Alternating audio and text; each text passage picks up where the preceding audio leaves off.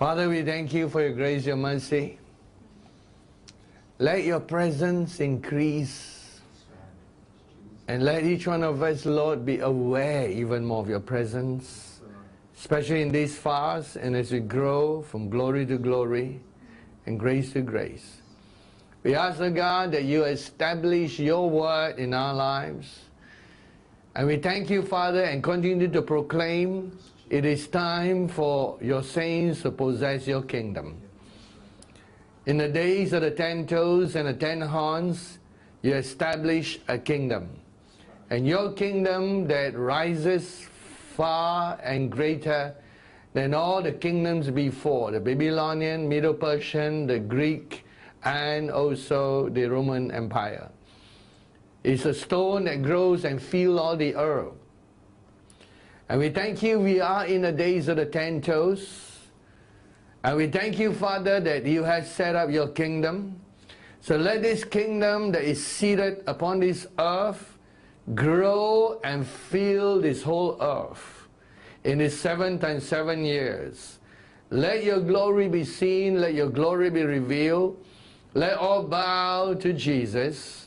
And we thank you, Father, that your will is done on earth as it is in heaven. Your kingdom has come. And we proclaim the word of your kingdom.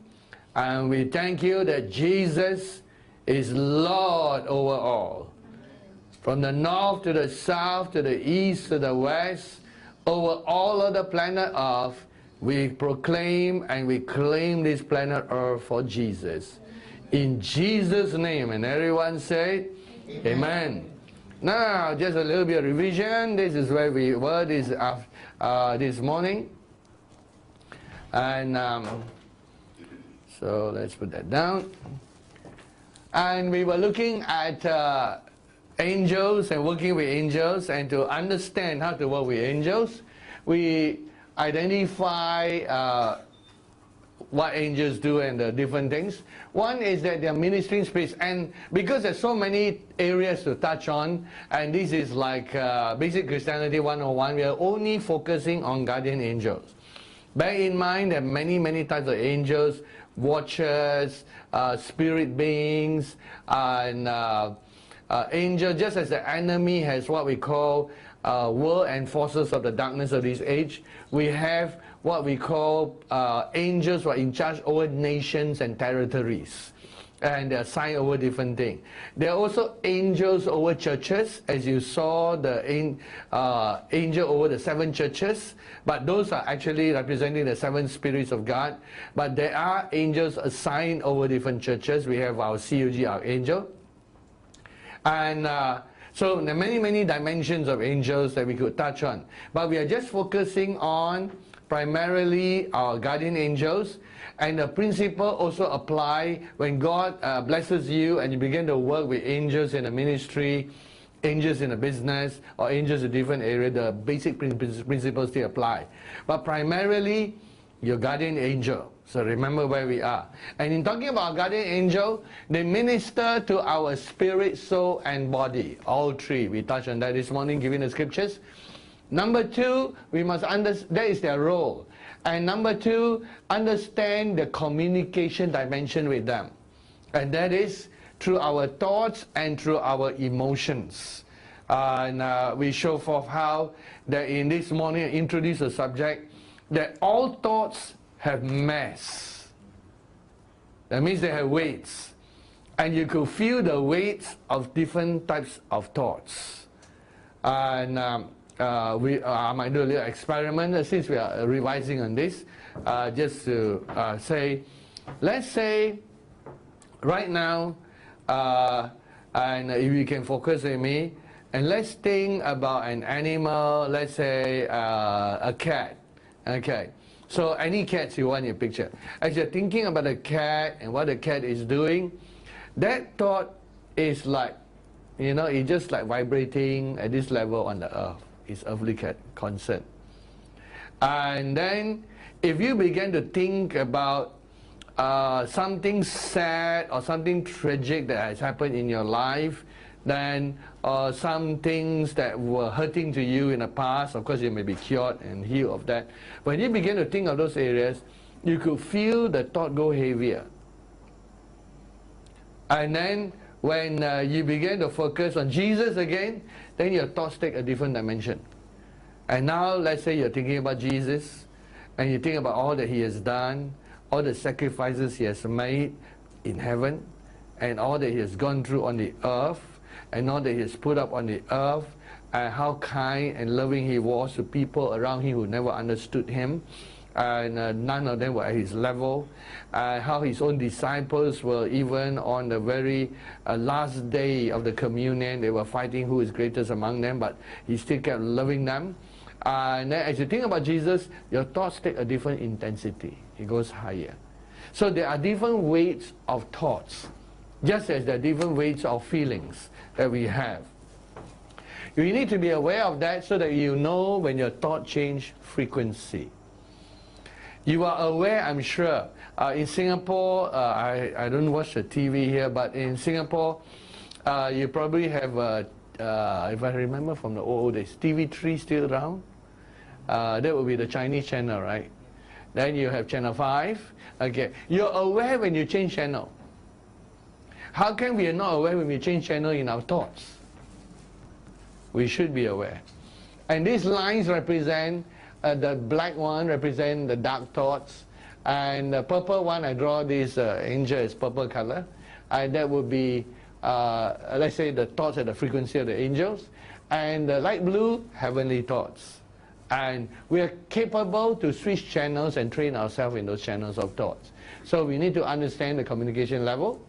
And then also, here we didn't touch much on it, but we mentioned that angels are spirits, demons are also spirits.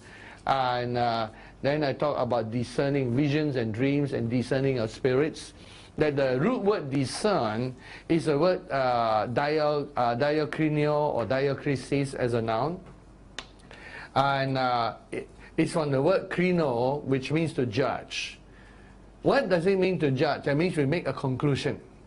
We conclude on a matter based on facts and observation. And so it uses the word judge, and then it adds a dia to it, diakrino, diakrisis, and it talks, dia means to judge true. That means something is perceiving. And I talk about discerning of spirits, primarily is visions and dreams, but not necessarily so. It's that awareness of the spiritual realm that comes with it. So these are the three areas that we introduced this morning in angels and working with angels in a thought dimension. This afternoon we hope to go a little bit deeper to tell some of the things that we have to do when you're working with angels, but there's a little bit part here that I had to finish. We only look at the angel as on this earth. Don't forget that before your guardian angel was your guardian angel, is your guardian angel today, before you came, if you believe in pre-existence, you were already working together with the guardian angel. And there are different types of training that we all received before we came to the planet Earth. Different types of training. And one of the trainings that we received before we came to this earth is the training to be able to handle weaknesses. Because before, we know that we were coming to an imperfect and a fallen earth. And when we were born, our parents and the people, when we were born and we came into a physical body, it has to be the normal process, but our spirit would come and enter into the spirit body, since we exist before Christ, and there's a moment when the spirit joins with the physical body. When that takes place, and the physical body would have its inherent strengths or weaknesses based on the DNA of the parents and the ancestors and genealogy before. And they can analyze DNA, and now I'm talking about things from heaven, right? Okay, so these are all little secrets, but one of the things that that happen, they have the ability in heaven to analyze the DNA over generations, all the way from Adam to Noah, and most of it is traced to Noah because everyone came from Noah's 3 kids, and then it's traced from there to all the history and all that, and that is usually covered in a moment of time. They could see all the genealogy, all the strengths and weaknesses that are added onto the body. And so before you come and is born on the earth, your parents have to be specially chosen. Specially chosen. And you know how the story of Cupid and all that came about as mythology? You all know the Cupid with a little arrow kind of thing, like the English thing. That's not true, by the way. I just want to say that's not true. Okay. So having said that, you know how all these things come? That behind every lie and every wrong thing, there is 1 or 2 things that are real. That it changed until it became the very opposite of what it is many times. Some of the roles of, and they are the spirits that are, after their training, they are ready to come to earth. And these are, if we can call them, we have to give them a name for that. When you were ready to come, you have finished all your training and you're ready to come to earth, you will be in this place where you're allowed to begin to watch and see your future parents. Future parents. So, as you're allowed to see those areas, and the potential of them, sometimes these spirits are to be born, like they know, like let's say if one of the spirit is going to be the child that is born by Jehuda and Ishani. So your future children might actually visit you in dreams, and if you were like courting in those days, before you get to know each other, they might be together with your guardian angel. The guardian angel brings them, because the guardian angel watch over all your life, and they might be like trying to help or stir your feelings for one another, because if you don't come together, they cannot be born. That's how the stories of the Cupid came about. And so that sometimes you might have visions of your future children, dreams about babies or dreams about that. Now, not all dreams about babies, real babies. Sometimes they're allegorical. But sometimes you might have a dream of them, you know, sort of, hey, you see your future child kind of thing before they come. And especially if they need the DNA of both to combine for the body that they have to take. So it's all so well researched. It's like, if I use like a better word, it's like a science up there, and before they come down. So more or less, your future children really exist up there. They're just waiting to come down. And so that's where the stories of those things come from. So what I mean is, and usually they might have examined the strengths and weaknesses, and you might have 3 or 4 possible families or 5 possible families you can come through. Then you would have, like, you know, 1, 2, 3, 4, 5 kind of thing, and then you could have the possibility of taking each of the 5 chosen, let's say, will give you the similar weaknesses and strength in your life. Which is why we come back to this area, that one of the trainings before we come down is how to handle our weaknesses. How to handle our weaknesses. And you might think that all our weaknesses are handled with yay, overcome. No. Some of the weaknesses in the predestination, they know it's not so easy, and like they can see that you might fail 4 or 5 times before you succeed. And it's still acceptable, because they know that's how you overcome it. Each time you fail, you get better, you get better, you get better, and then you overcome. All these things, very complex things that is there. Now, the second training that you have before you came down was the training to work together with your angels. The angels that will be assigned to you. So you will both go through a acclimatization program that you will see the angels' history, their work, and you will be doing things together. And your guardian angel is especially chosen so that when you are born, that guardian angel is aware of all the strengths and weaknesses that are there, that take on the same DNA that is there. So let me try to illustrate. Remember the 30 men of David, 30 mighty men of David? Each of them have their own specialty. And let's say one of these names, one of them was a specialist in spy. He's a good spy. And so that's a real physical man. And so he will go into he can dress up as a man or woman or anything. What's a mighty man? Start with I, his name.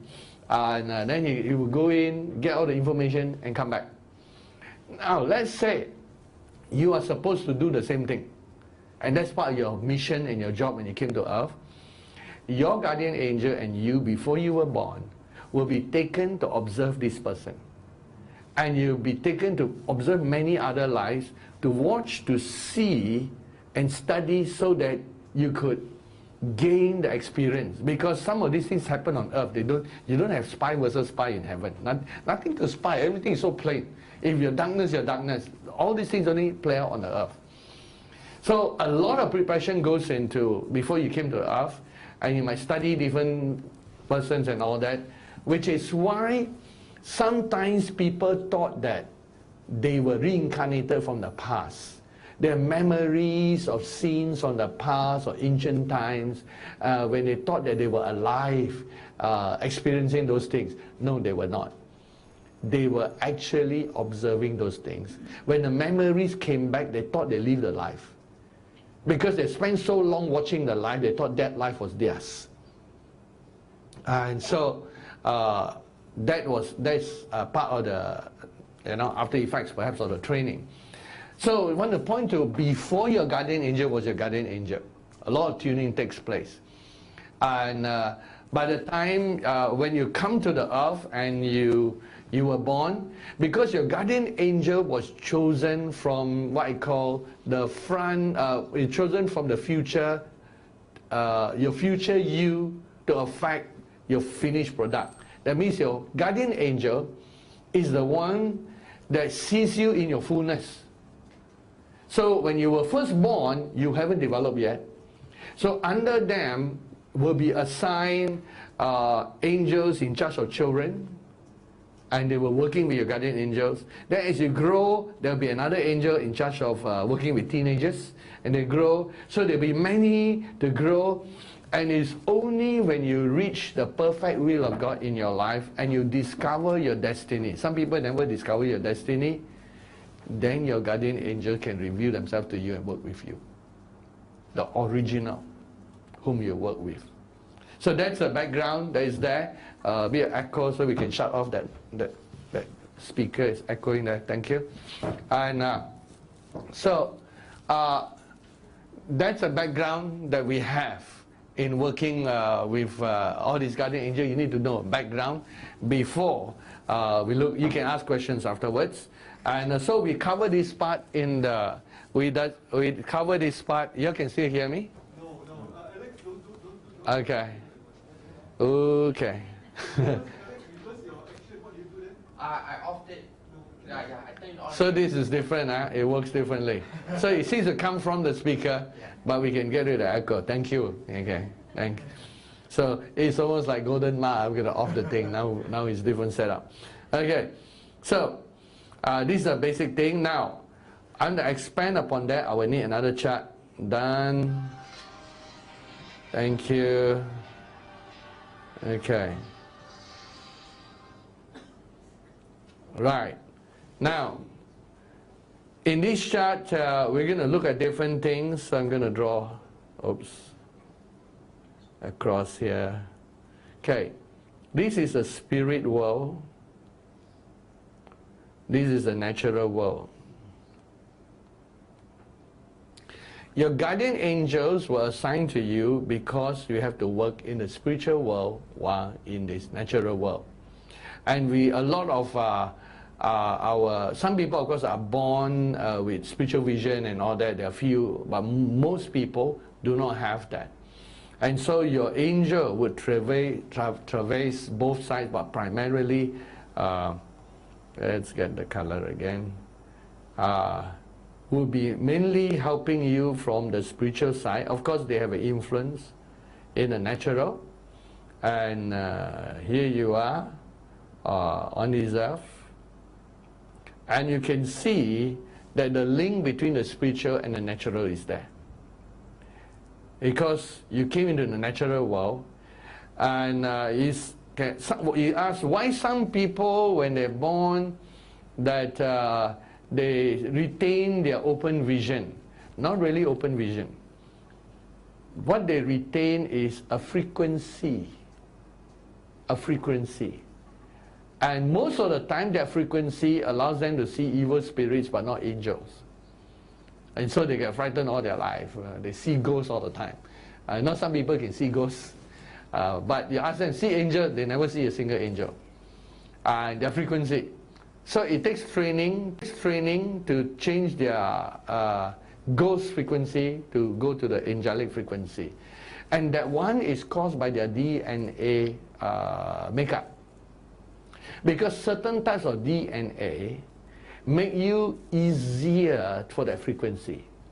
Okay, we all talk about resonance and frequency, okay? What makes your resonance and frequency? It's a combination of three things. The resonance of your spirit, the resonance of your soul, and the resonance of your body. Three things go together to make your special resonance. Now your resonance changed when you were born here because you added a body. And that body has its own natural resonance. Now you're handling a triplet resonance combined together. Before that you got spirit and soul. Now you got spirit, soul, and body. That's why God assigned guardian angels in order to help us, because the earth in a fallen state is a dangerous place. You can get lost inside. And I think it was Abraham who saw a vision long ago. And he saw a pre-existent vision where he saw a lot of people, of friends that he know from heaven. When they came to the earth, they lost their direction. And the disappointment was they forgot their mission, lost their direction, they got captured by the earth and became earthly and carnal. And the failure rate was a lot. So that problem has to be attended to. And he was seeing it because in heaven long ago, he was in charge of some of the administrative areas, more like a quality surveyor kind of thing, to make sure that the end result produce what is expected. That's why he was involved in the area before he came. So that dimension that is there, our frequency consists of those three areas. And it's important because when you talk about resonance, you wonder how to change your resonance. Okay, three things. Your spiritual growth will change your resonance. The development of your soul will change your resonance. And your physical diet and food and lack of exercise or sufficient exercise will change your physical resonance. Today is the 21st day of your fast. Your resonance is pretty good. And that is also why for the religious world, where people are talking about the non-Christian world, people who want to let themselves be possessed by evil spirits for energy, strength, or in a way that they think is good, or people who want to encounter the dimension there, for the same reason they also have to fast. For the same reason they also go on vegetarians or all those things. Sometimes some of them will go vegetarian for a long time in order to prepare themselves for a religious ceremony. They involve spirits. And then they will obtain certain strengths from that. It's to change the resonance of the area. And, but what most people are not aware is this. Here is where the wrong teaching comes. The wrong teaching is when some people teach that you can change your resonance purely from the physical. And so they will have all kinds of ways to fast and do things, ceremony, chanting, and do all those things there. Now, chanting one is people who try to change the resonance from their soul. So to a certain extent, it might work depending on what frequency they're trying to get to. And then for ritual chemicals, they will pronounce certain words, read from ancient texts and all that. That is a combination of physical and soul. They're trying to change the resonance to liaise with the evil spirit that is there. And that is why it's unfortunate that sometimes when people are open because certain areas of DNA, like people struck by lightning or certain things happen and their brain chemistry change, where they get an open vision, they begin to look down on people who fast or people who what and say, I can see this without fasting. It is a boasting that is incorrect, and which is not right, because they forgot not how many people get struck by lightning and see vision, correct? So you cannot take that as the average. The average people are not struck by lightning. The average people are not people who are what we call born with ability to see ghosts or vision. Now those who are born with that ability, they don't have to do much because they already got the frequency. Do you understand that? They already got a certain frequency. So they don't have to change their frequency as much. But those are exceptional. What we need is a teaching that covers them and cover everyone. And that's why I say frequency change from your physical, change from your soul, and change also from your spiritual growth. As you grow spiritually and become a person who is more loving and having God's attributes in your life, and all the attributes of the Holy Spirit and love, joy, peace, long suffering, all those attributes as they grow, it changes your resonance. So when I talk about growing spiritually, many people think, oh, hate knowledge in God, no Bible more, no more. No, a lot of people know the Bible, but they're not loving. The Pharisees don't have the same frequency as Jesus. The Pharisees are the most hateful, greedy. You know what Jesus called them? Lovers of money, correct? Covetous, horrible, prideful people, yet they claim to know the Bible. So it's not just the Bible. It is the Bible bring you into the fruit of the Spirit. You become a more loving person, a more peaceful, a more joyful. So the Pharisees are not peacemakers, they are warmongers. They try to get Jesus killed. They plot to get Jesus killed. They play politics to get rid of Jesus. This is the wrong frequency. So it's not just Bible knowledge. The Bible knowledge must transform you to have the character of Christ. Christ-likeness is the frequency, is the spirit. So do not be deceived. What people call spiritual growth, gaining knowledge, is not spiritual growth. Spiritual growth is you becoming more and more like Christ. More and more having the attributes of Christ. God is love, you're full of love. God is joy, you're full of joy. God is peace, Prince of Peace, you're full of peace. These are the measurements of true spiritual growth. So these are that which change your frequency. And so understanding these basic areas, the angels have been assigned for us to work in the spirit dimension, because when we came to the earth, and this is the natural frequency, it's so easy to get absorbed because the natural itself is fascinating. You could just absorb in the natural. We have people who give their lives to study ducks for 20 years. Study flowers for 30 years. study different natural things. Correct? The natural world is so fascinating. Or you could be absorbed in maths, you become a maths professor, and you're interested in just the number. The natural world is attractive in its own way because there's so much things to study, things to explore inside there. And it's so easy to get into that area. So knowing that this is a fallen natural world and it pulls you, your guardian angel was given to you in order to make the link together with you, to help and guide you. But your free choice is still there. And so the first section that we're going to talk about in the second service is number one. Okay, let me try to put the number one somewhere. Okay, number one. I'll put it up here. Is to become aware of the spiritual world. Because angels are spirit beings, God is also a spirit. Only spirit can communicate to spirit, generally. You don't want like the evil spirits to communicate, like people having seance and all that, where they say, oh, the chair is moving, gung, gung, gung, gung, gung. Oh, that's spirit communication. That kind of, that's not the healthiest communication.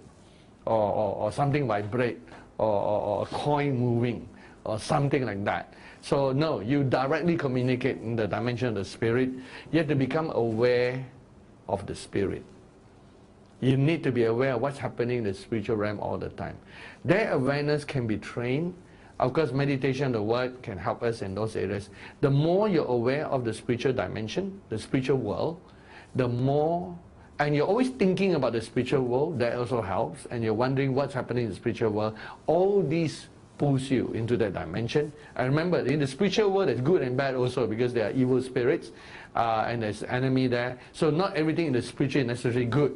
Of course, where God is, only goodness can dwell. But because part of the spiritual world in the lower heaven, first heaven, has been affected and polluted by the enemy, there are spiritual wickedness in high places, correct? Heavenly places, Ephesians chapter 6.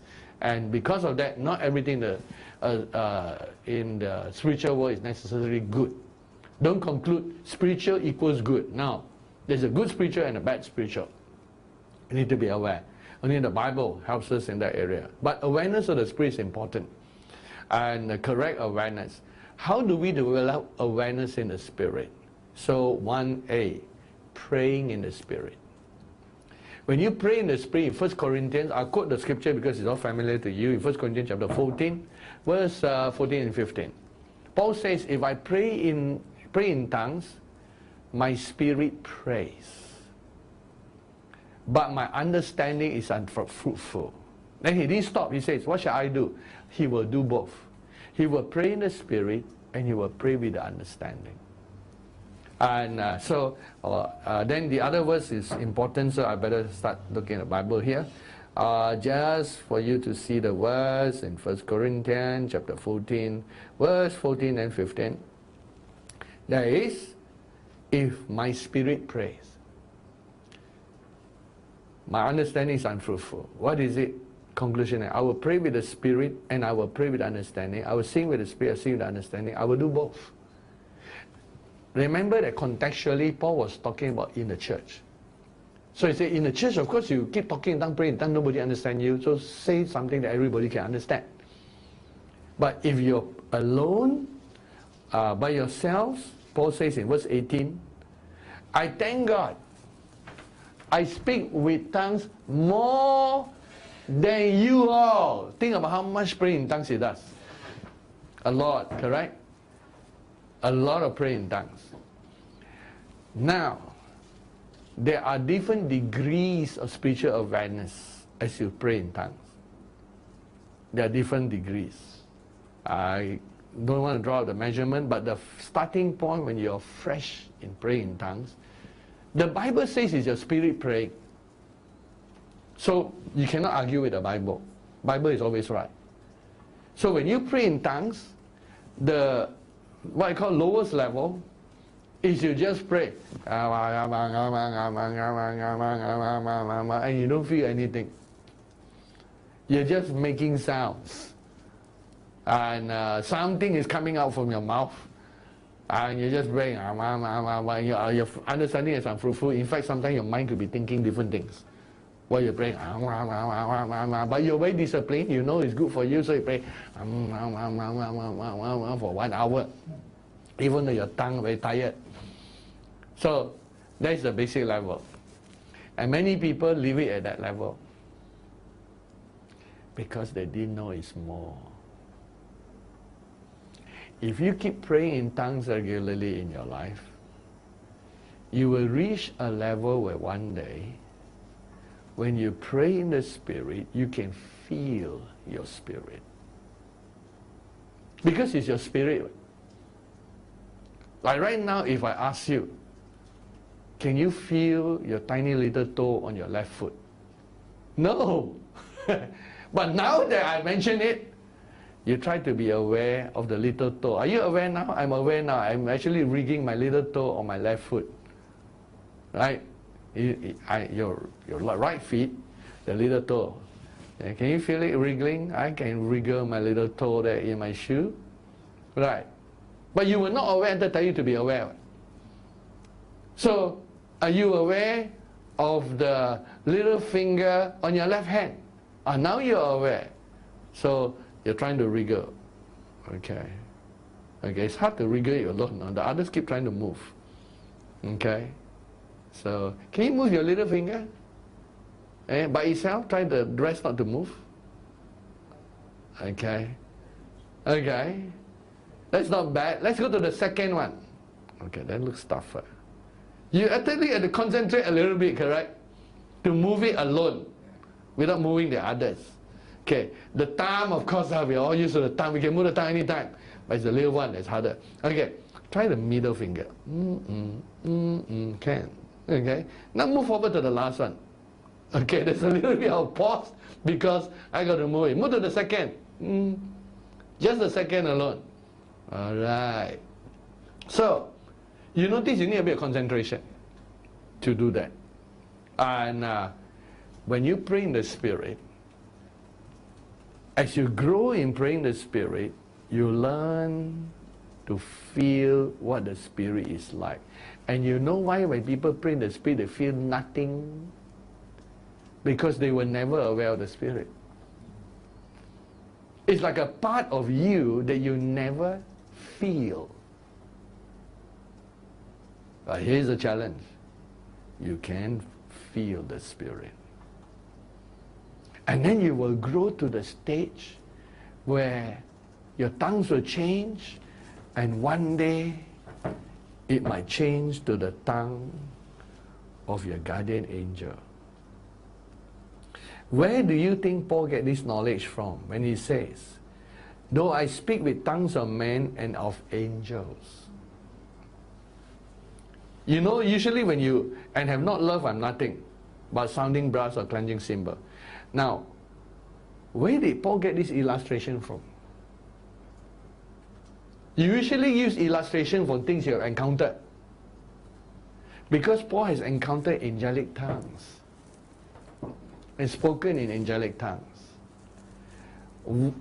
As you train yourself and you pray, and this is an interesting thing, from time to time, your tongues will be the tongues of your guardian angel. So some of you might have to pray a lot to get into the area. So don't give up. You will pray. So now when I pray in the Spirit, when I first started in this, I was a Baptist, new in baptism in the Spirit, new in tongues. I literally feel nothing. Now all of us, when we were born, have different frequencies. And to develop those frequencies, you cannot have everything. You have to specialize. And to specialize, sometimes God gives you an intellectual mind, which means your feelings will be less. That will be where your weakness is. Because you're more aware of your intellect than your feelings. Some people, their feelings are great. And it is a challenge in your life to develop that side. Because your soul can choose to develop that side. You know how you can, you know that, for example, some people, they got a fear of water or they got weakness. So as a result, they purposely go and go swimming until they overcome the fear in the water and they become very good in the water. So they actually overcame their weakness. We all came to this for that as a challenge. Which means that your first victory is victory over the weaknesses you inherit. That's the greatest victory you have. So there you go. So now when you pray in tongues, like when I pray in tongues now, I can switch off all my feeling mode and become like a robotic mode. Robotic mode is right. But when I switch on and I want to sense the spiritual dimension, you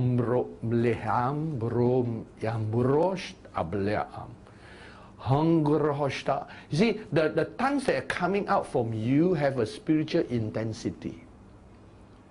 And you are enjoying the spiritual intensity of that.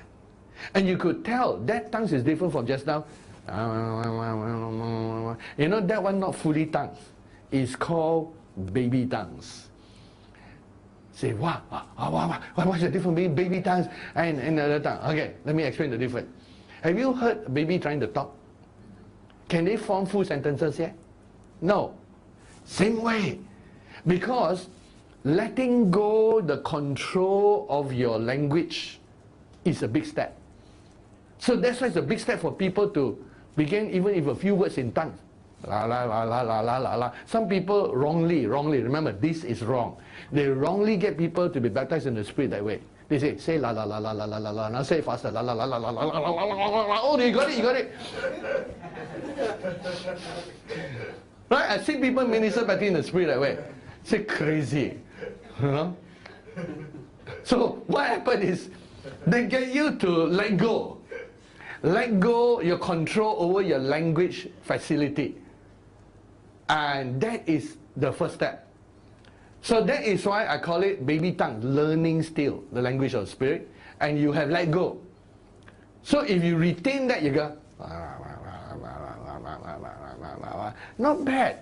At least you let go control, because we always, not bad. But you need to progress on, because tongues is a real language. And as you begin to, okay, hey, there's something coming out. And then you feel, because some people, they got feelings, they feel, wow, something got, and then they come, wow, they really say all that. But it comes from their inside, deep from them. The sounds that come from them, and then through time, it develops into a language.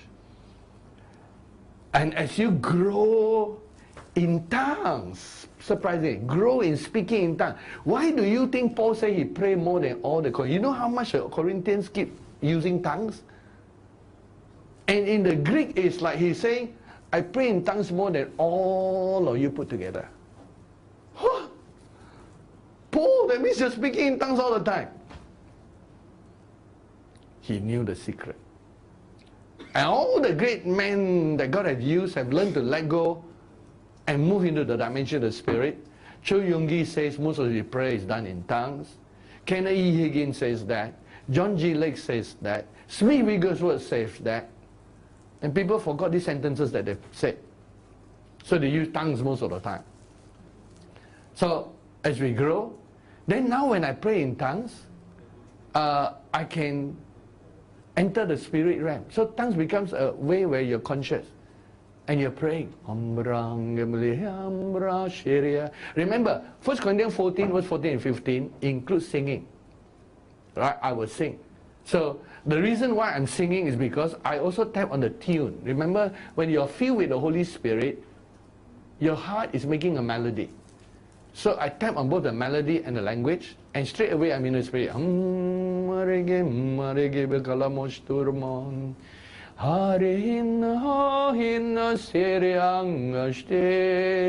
If you stay long enough, you become aware of all the things happening in the Spirit. So, very easy, eh? That's why God give you tongues? Why do you think God give? Why of all the gifts of the Spirit that He chooses to give, when you're baptized in the Spirit, He give you tongues? Why not give you healing power? Right? Or what? Why use tongues as a beginning of that? Several reasons, of course, because the control of your tongue is the control of your whole being, as James chapter 3 tells us. But another reason is because God is giving you a shortcut to the Spirit realm when you're baptized in the Spirit. This shortcut is ordained by God because God knows it's going to be difficult for us. So, you remember how during the first 700 trip to all the churches and all that, He saw my spirit there. You know how my spirit goes there? What do? I pray in the Spirit. As I pray in the Spirit, if I get deep enough, my spirit began to come alive, and it become what I call conscious presence wherever it is. So that's you got to get into the area of that spiritual area. Pray in tongues helps. Meditation on the word is good because John chapter 6 verse 63 tells us, Jesus said, my word are spirit and they are life. So meditation on the word gets you tuned to the spiritual dimension of Jesus, which helps. So these are some of the ways to, number one, become aware of the spirit dimension. Very simple, very easy. And these are ABC, so we must teach a simpler step. And second area of becoming aware of the spiritual dimension is what I call, besides praying the Spirit, aware of the Spirit, is what I call, let me give a word.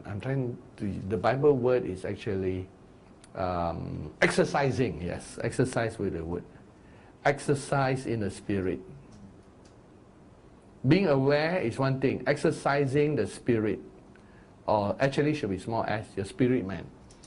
This word, to be biblical, comes from Hebrews chapter 6. Just in case, some of us are saying, hey, Pastor, you're creating new doctrine. Where is it in the Bible? Okay, Hebrews 6. Hebrews 6. Okay. Hebrews 5, sorry. Hebrews 5. Says here, in verse 13 and 14, everyone who partakes only of milk is unskilled in the word of righteousness, for he is a babe. See, they are spiritual babies. But solid food belongs to those who are full age, that is, those who by reason of use. Can you see the word reason of use?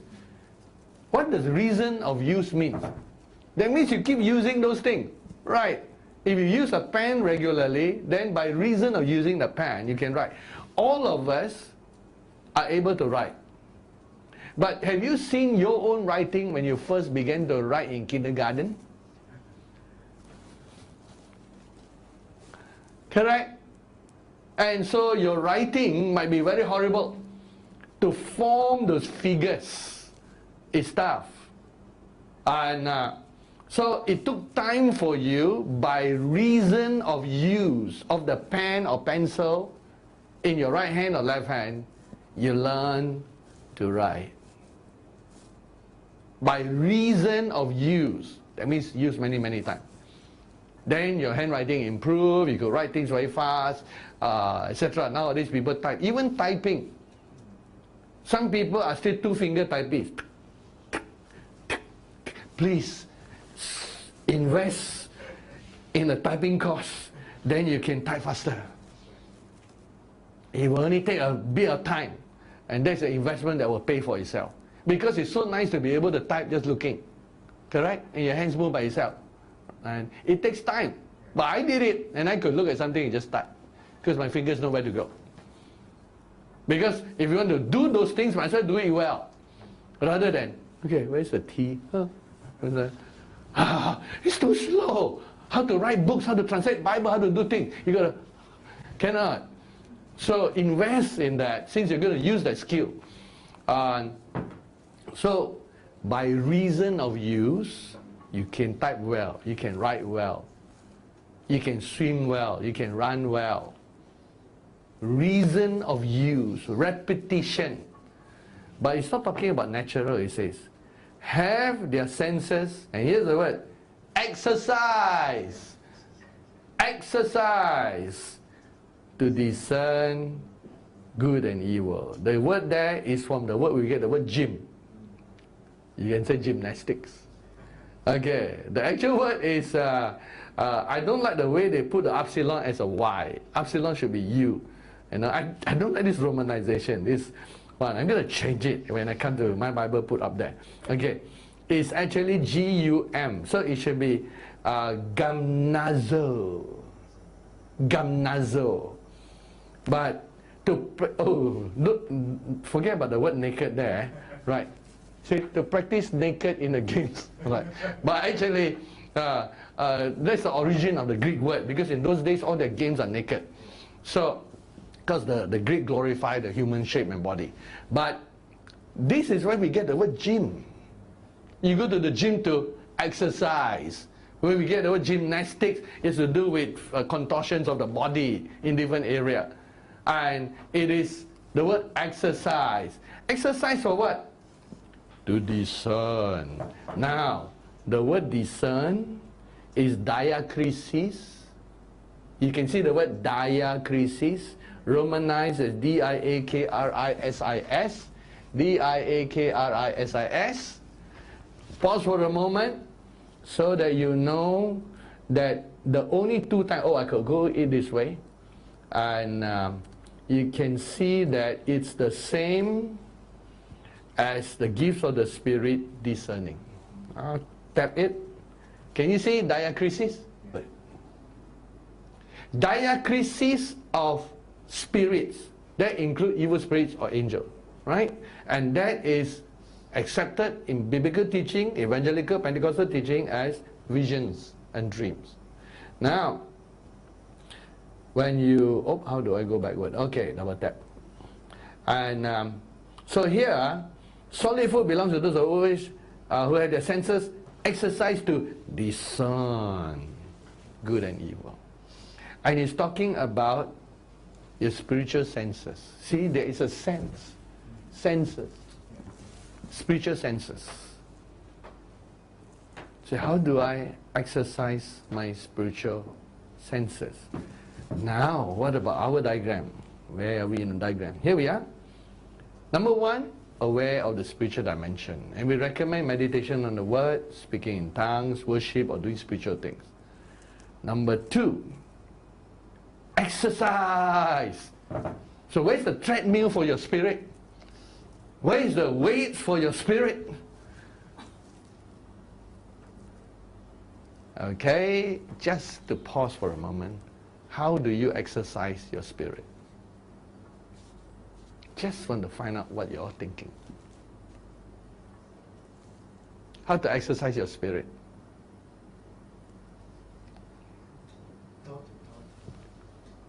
Talking or thoughts? Thoughts, okay. Any other thing? Exercise, that means practicing. Practicing. Remember, when you are practicing, it's not the real thing yet. You're in a gym practicing. Let's practice. Reason of use is all together. You know why we find hard to answer? Because there's no church in the world, no ministry in the world that train people to exercise their spirit. We let everyone do their own exercises at home. There is no, some of you join gyms and all that. There's no like spiritual gym. Hey, let me join it. But there's a way you can exercise in the spirit. Yep. Exercising your faith in God's word. Exercise our faith in God's word. Practicing. Yeah, practicing. Maybe you want to, like you believe in the spiritual world. Oh yeah, we need a microphone. Sorry. Yeah, so we got a microphone here. No worry. Sorry. Yeah, for them to hear you. It's to practice your sensing of the spiritual world by what you believe by what you believe and all those things. Practicing your senses of the spiritual by what we believe. How do we do that? Because all the people here listening, including those online, will say, tell me something practical. That's what they're asking. It's like we believe in angels, so we can we say, well, we have a guardian angel, so we start practicing, can we see our angel, and just meditate on there's an angel in the room. So you have to put an imagination first and meditate on that until it becomes that there's some, then as you spend enough time, then there will be some interaction which you may receive a thought that it wasn't you and it was something else. So maybe meditation there's exercising your senses in things you do not see physically. Okay, good point. So, yes. We give the microphone to Yap. Yes.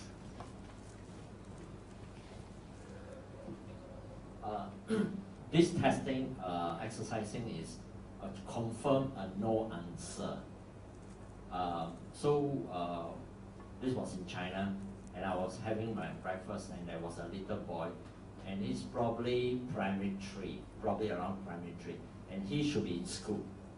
So I was sitting across him through a walkway, and then I asked the Lord through the thoughts and says,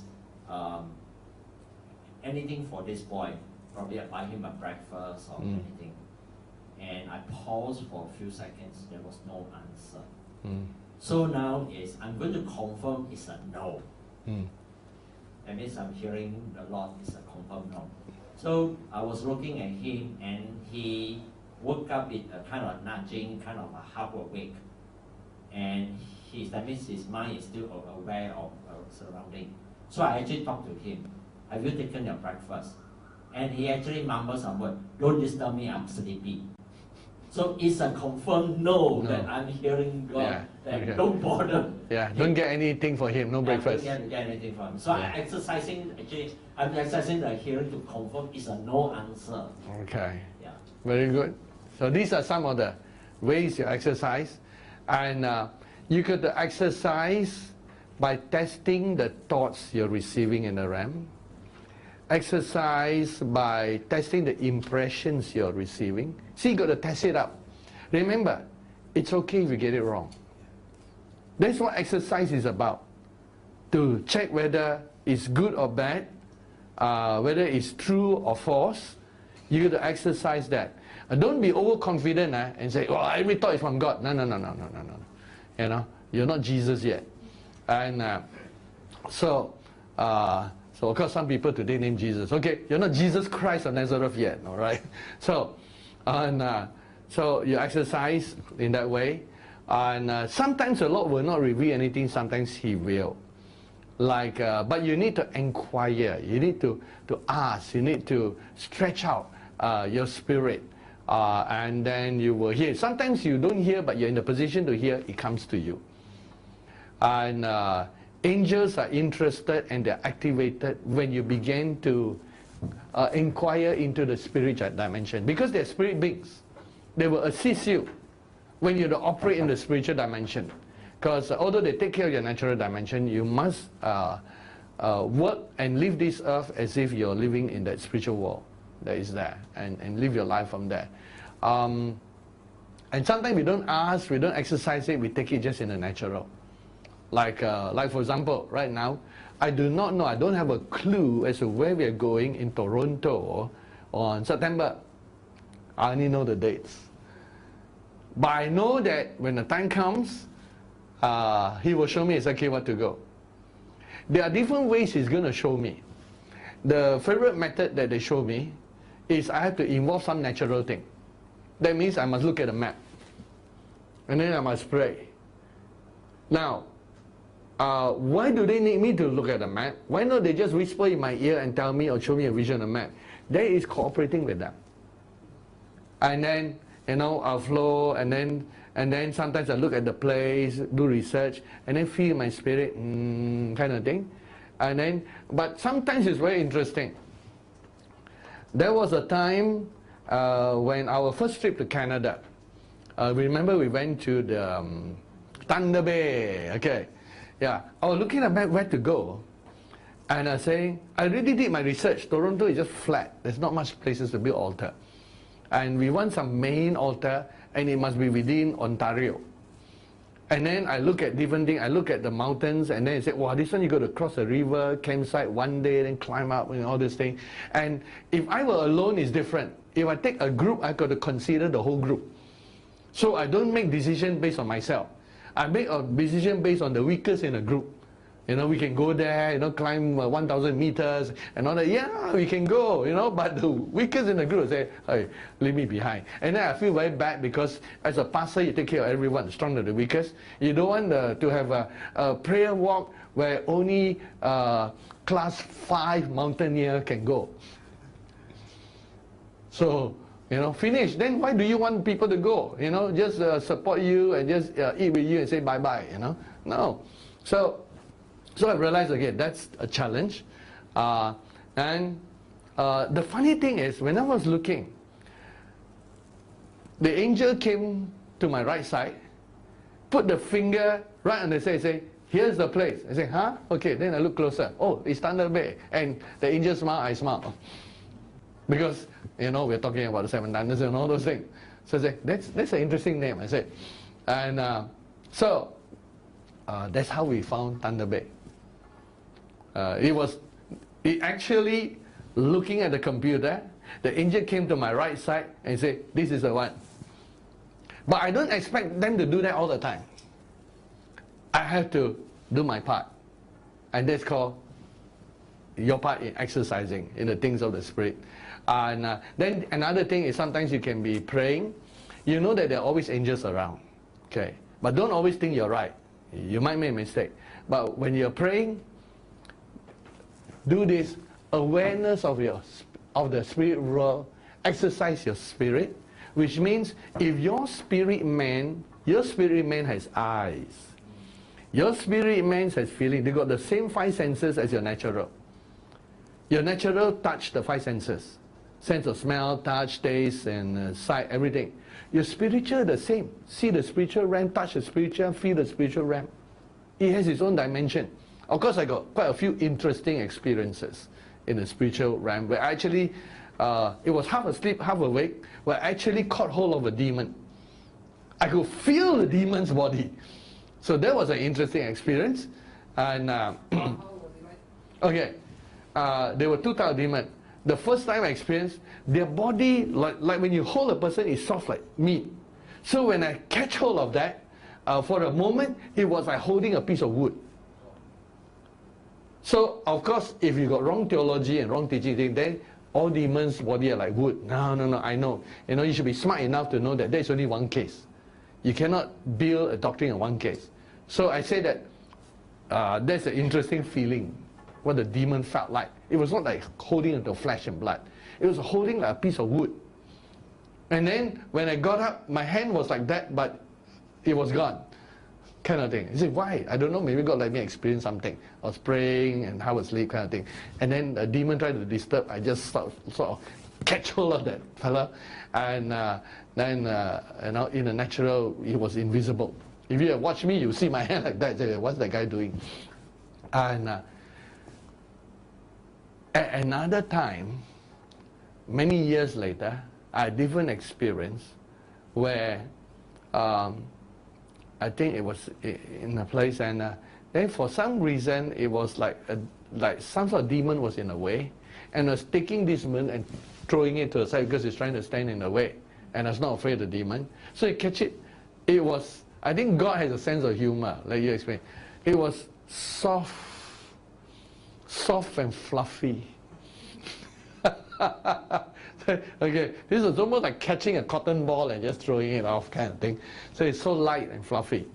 So I think God wanted me to experience to know that, okay, you know, good thing you didn't jump to conclusion, but there are all kinds of texture that is there. Then when I look back, I realized there are also different type of demons. So I guess their nature changed their solidness or whatever is in the spirit. And so when you are praying, this is one of the ways you exercise, especially all-night prayer. We got long time. And something you can do with your eyes. If your eyes are open, you always see, your eyes are seeing the natural, but there's another pair of eyes seeing from your inside. For me, it feels like from the corner of the eye, I'm seeing a second image. Now this is like what open vision is like. Open vision, you see two images. You see the natural, then out the corner of my eye, I can see another superimposed image over the other one. And so when I tune to it, like become aware of the little finger. So when I tune to the image, I can see it clearer even with my eyes open. And I could see, you know, like if I tune to it, I could see the angel standing at the back there, kind of thing. I would sort of know those things. So you tune. Now some of you not sharp in your tuning yet.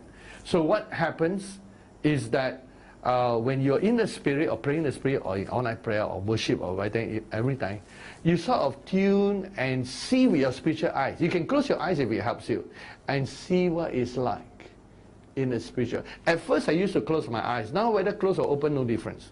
And I used to close my eyes, and sometimes I close my eyes so that I'm not distracted, and you don't see the natural. And so I used to close my eyes, and then I would see the dimension. The problem is every time I close my eyes sometimes, instead of seeing the spiritual world here, I see the other spiritual world up there. And so it's like I'm not here, I'm there. And so I would see that dimension and all that. And then you can, after some time, you develop what I call a methodology. Now, you should not get stuck to a modus operandi methodology. Methodologies should keep changing as you grow. But it's interesting to have a certain methodology. After I came back from my many trips to heaven in 2006, I found an easy way I could easily go back again at any time I want. And one of the ways is to recall a picture of where, I call it a landing spot, where I always start off, then go on my tour in heaven. It was always like a paradise area with very fresh green grass. And then from there, there's all these trees, and then from there, I would start moving around. So, in a default mode sometimes, when I want to visit the area, I would just like meditate, and I take myself there in the thoughts and memory. And then when I see, so it sees, and then it becomes clear. As it becomes clear, and then from there, I will start my journey in heaven. So you take yourself to a spot in heaven. So it's easy also to visit heaven, for example. If you can remember whatever visions you have or images you have, dreams also help. So if you have dreams or all that, you've visited certain places, all dreams and memories and thoughts, if they are of the spiritual realm, they will be true eternally. It might be a moment in time, but it will be true eternally. And any experience you have in the spiritual realm is eternal. It might be in the earth past or present, but it's eternal. It's always there. So start off your exercise by looking into the spiritual realm from where you have experienced. Of course, it is like the game of the planet Earth. The more money you have, the more money you can make. But when you're starting off, you got very little money, and it takes time before you get more money. At first, you got enough money to feed yourself, your family, and then you got enough money to invest. Then you start investing money, and then the more money you invest, the more you have, the more you can do, It has an accelerating factor. The same way with experience. At first, you got a few spiritual experience. But the more spiritual experiences you have, the more you can go to any place, anytime. Because you got this collection of launching points. They could recall any, and you go to that type, go to there, go to here, go to whichever place. And so that's one of the ways that you can exercise. Some parts you might get wrong. And then through time you realize that those things are not actually actually. But exercise is exercise. Exercise is pure exercise. You might not deal with the reality yet, but you're exercising. And because you exercise, sometimes the angels take from where you are and bring you to something real that is there. Another way that I used to do it in those days before visions became a regular part was I used to read the Bible, and then I will pause and I will imagine what it was like. I will imagine Jesus sitting, teaching what he was doing. And then the more detailed your imagination, the more you're exercising your spiritual vision. Then the word doesn't just become black letters on white paper. The word becomes a picture that is being painted in your imagination. Then as you exercise that constantly, but because it takes a long time to read through the Bible like that, I would choose juicy portions of the Bible to visualize the Bible. So I will be sitting there and reading, and of course the epistles not much to visualize because Paul is sitting down writing all those epistles. But let's say Paul and Silas when they were in prison, so you can imagine them there, and then as you see those things. So at first it's your imagination. But as you start off your imagination, then you realize there they were, and the shackles that they were having were not so much like our modern shackles. It's more rusted, and it doesn't have ball and chain kind of thing. It was just like, they were just loosely tied together kind of thing. And there they were. I could see Paul's clothing. And now I can just actually go back to the Bible. I can see Paul's clothing, and there was there. There's it has a bluish tinge with like some lines on it, kind of thing. So this is where you exercise. You're going to take a time to do those things, but you exercise in the spirit dimension. So your spirit man gets trained into that dimension. To a child, it will be like using their imagination. But to you, as you grow and mature, you fired up your spiritual senses. You exercise your spiritual senses. Then you begin to discern what is good, what is bad, what is from yourself, what is not from yourself, what is good and evil, as the Bible says. And so you begin to differentiate those things. And then when God sees you doing that, the angels will be able to use that as an avenue, because angels are in the spirit realm. Whatever you can offer to them, they will use. They will use in order to communicate to you, besides the communication to thoughts and visions. So be aware of the spirit, exercise in the spirit, in these areas. And there was a third point. Yes, I better put the third point down. And once you exercise the spirit, you will develop an awareness of your own angels. Now, you don't have to purposely become aware of that all the time. And that you're not aware, then you're in trouble. No, don't worry about that. You have to be aware of Christ all the time. That's the most important. But from time to time, you're aware. And here's the other thing. Don't get caught up by the natural, where your angel must always be beside you. Well, what do you think? You think they're bodyguard? Guardian angel. God will give them bodyguard title instead of guardian. Guardian, they don't have to always be next to you to protect you. They can be very far away protecting you. This natural thinking that they must be near you to protect you is a natural thinking. So that's why the mind has to be renewed. The angel don't have to always, be right beside you. Or always, wherever you walk, they form a chain around you. Wow. Have you seen any people do that? Maybe, those people with the bodyguards and the president of the United States, they push all everybody away. No. They can protect you from a distance, very far. And the other thing is, your angel got jobs to do. What do you think all the while is hanging around you? Hey, they have to go and find things for you, look for things for you, look for opportunities for you, open things for you that you haven't even think about yet. They got a lot of work to do, they go to and fro. So, all the time, and they are watching over you. So, don't be naturalized, but be spiritualized.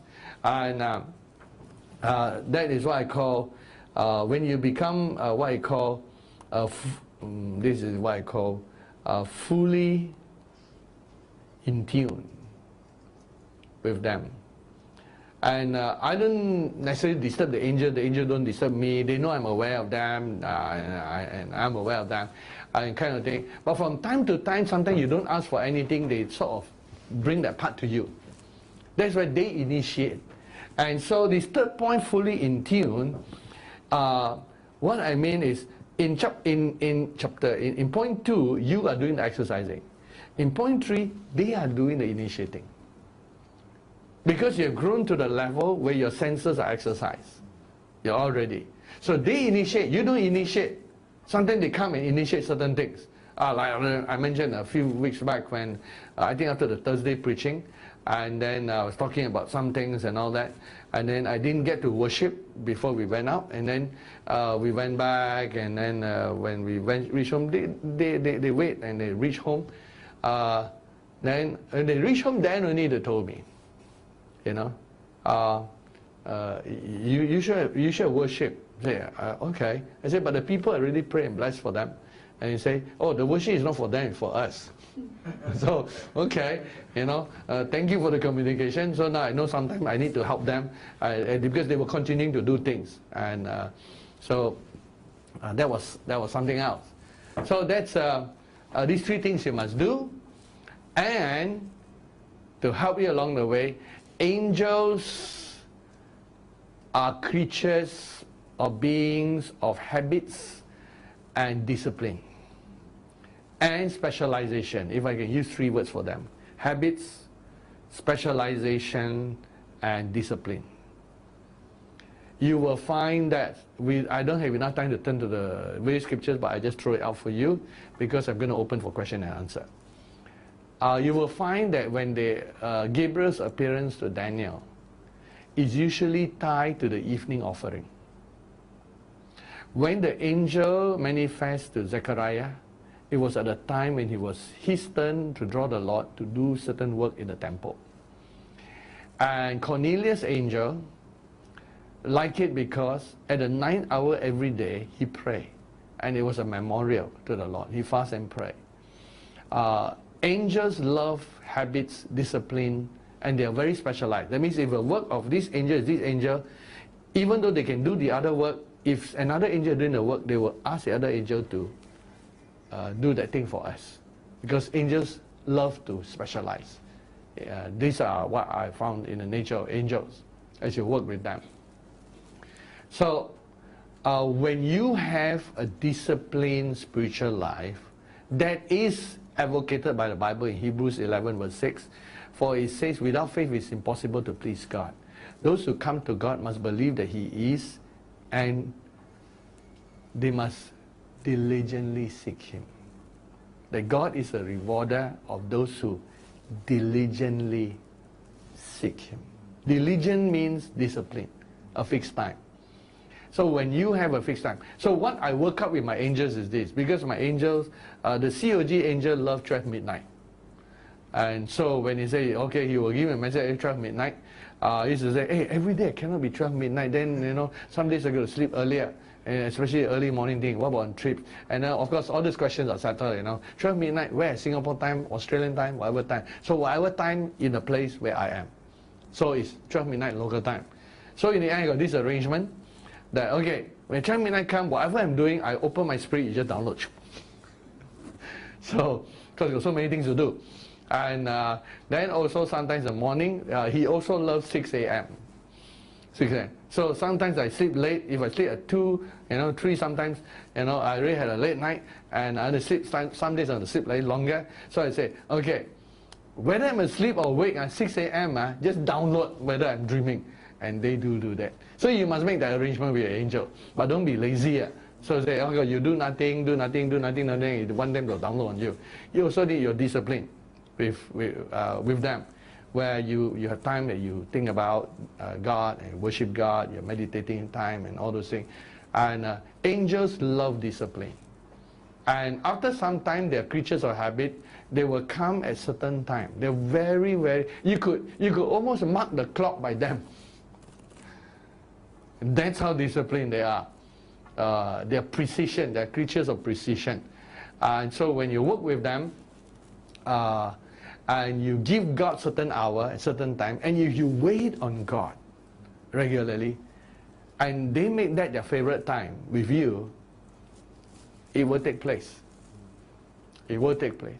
You will have download. You might not see them yet, but you will have a lot of downloads. A lot of things and information that pass to you, important ones, that you need to know.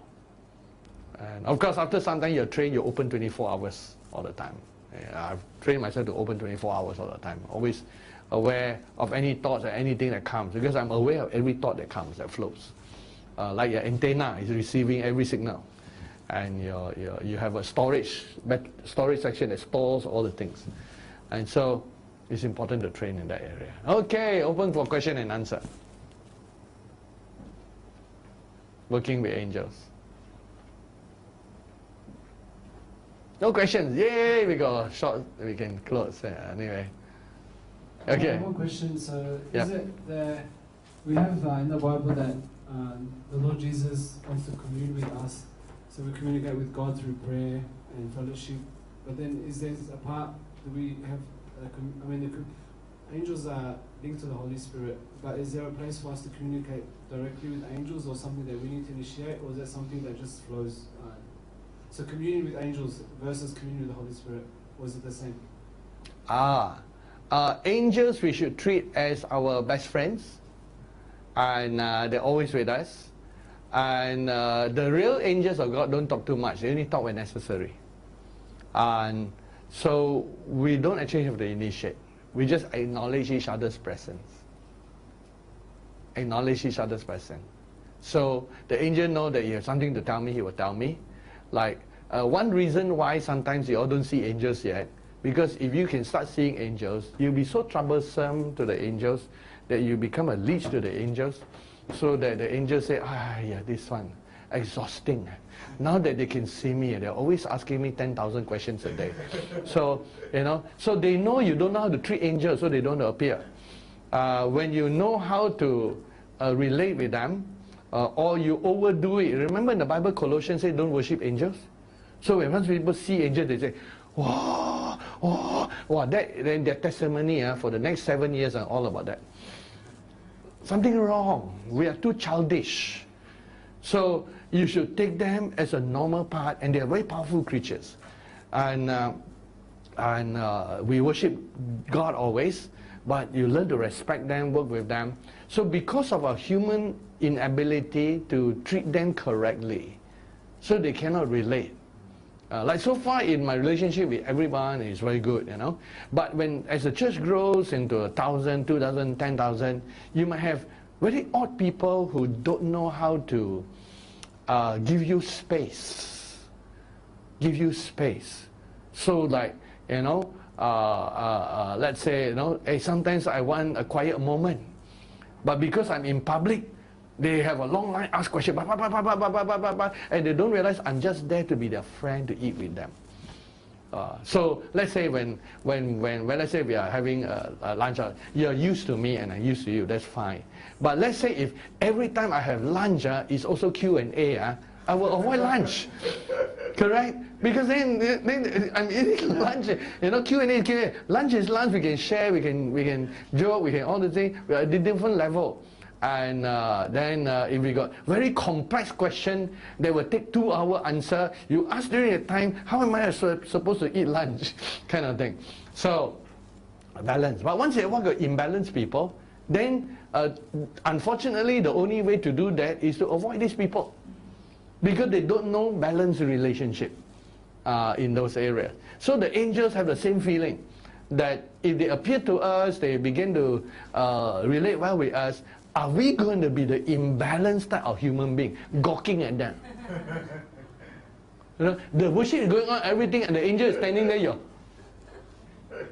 Who do you think you are? Snoopy sitting on top of his doghouse, playing the eagle. So we should be a bit more balanced, and without getting too familiar, so that we take them for granted. Don't go to the other extreme. So they just want us to relate in a proper manner, kind of thing. Yes. Sir, a thought came to Yeah, this one, I can hear you. A thought came to my mind this morning message. You mentioned about ministering in the area of food, right? Mm. Are they also, like you say, in heaven, our thought can just materialize? So does it mean that when they bring food to us, to minister to us in the area, just by the thought the thing comes? Does it happen that way too? Because just like you say, don't ask me about the sauce. Or the physical food. Yeah, do they actually you really need to go bring? Wouldn't it come by a thought? Oh, because the spiritual world is very organized, there is a place in heaven where heavenly food kind of thing. It's just where they imbue certain things into the food. Imbued. Imbue into it, and then it's taken from there. But they can take it in a split second. That means they can be here, they put like that, boom, it appear. But there is a sauce. Heavenly bakery. If you're the bring you your favorite. they have interesting things.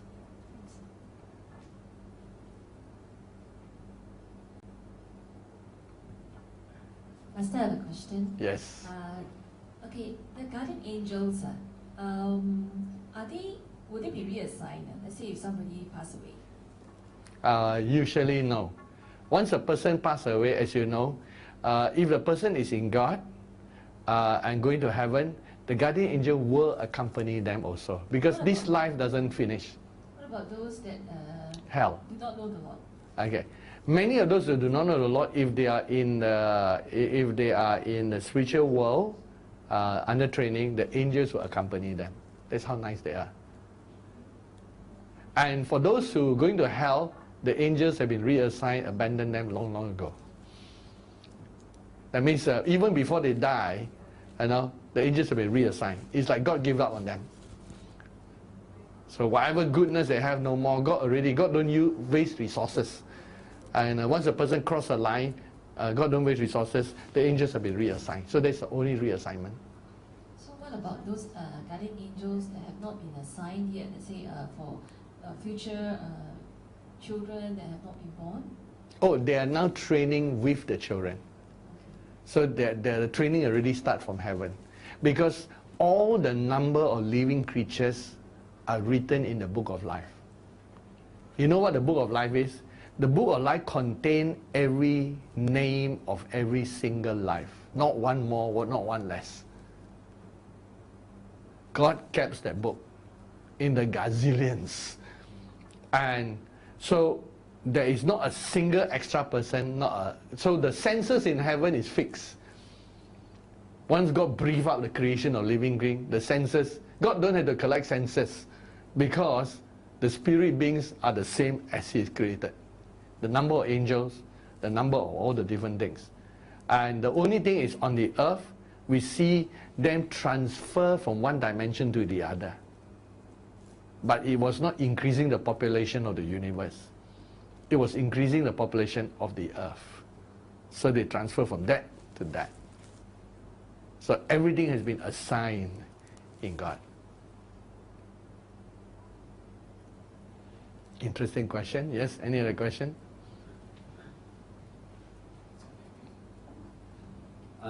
In the Bible, when someone actually communicates with the angel, with the presence of angel, and they will usually say, "Speak, Lord," for thy servant hearer. Now the word "Lord," the context, what I want to know the context is that the person seeing the angel as a representative of God the Father are using the word Lord, or because the angel has already a status of being, can be called Lord. Okay, two answers to that. Number one is the "Speak, Lord, thy servant heareth" is never spoken to the angel. It was a word given by Eli to Samuel to teach Samuel how to speak to the Lord. Although it was an angelic appearance. So the word Lord is Elohim, is more referring to God. However, on the secondary thing, in translating the Bible, the word Elohim has been used for human judges. And the word Elohim has been used also for angels. And so it seems that they do carry a certain level of authority in that area. Yes. Pastor, does the Hebrew word for angels have singular and plural? In the Greek, yes. How about The Hebrew Hebrew? also have.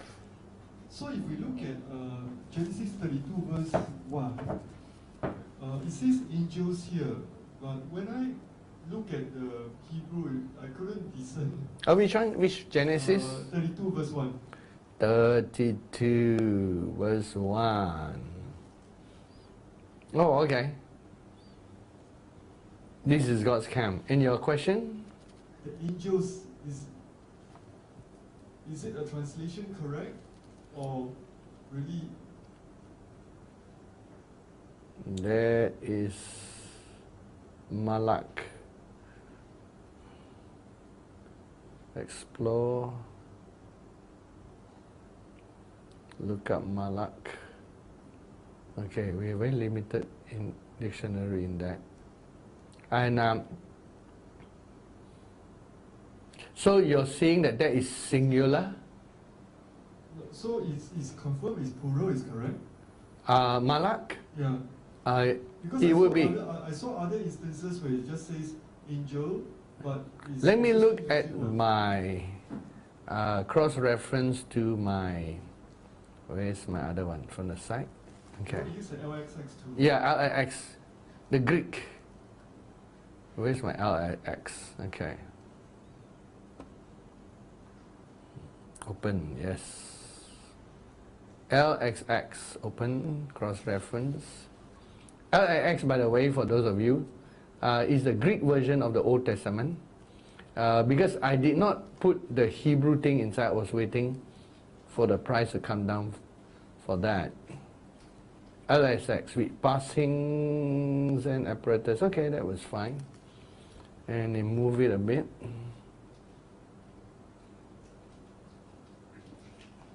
Come on, it's not synchronized. Okay.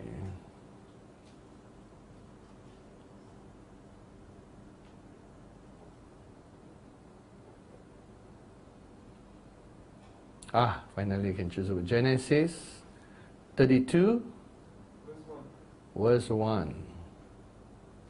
Because the LXX will give us the best translation that is there. Okay, Anastas Agapan to Huyo, sons of God. And how come it is sons of God? Sons of God. Okay, that's a word here. So, Atita Hutokau Ilong, they speak to themselves. Apotropos Laban Alapin Aiston to you. Okay, that's an interesting translation. It's verse 1, right, you mentioned? The actual translation is sons of God. But I know that the word Malak is an angel. Yes. And Malakim is the plural for angels.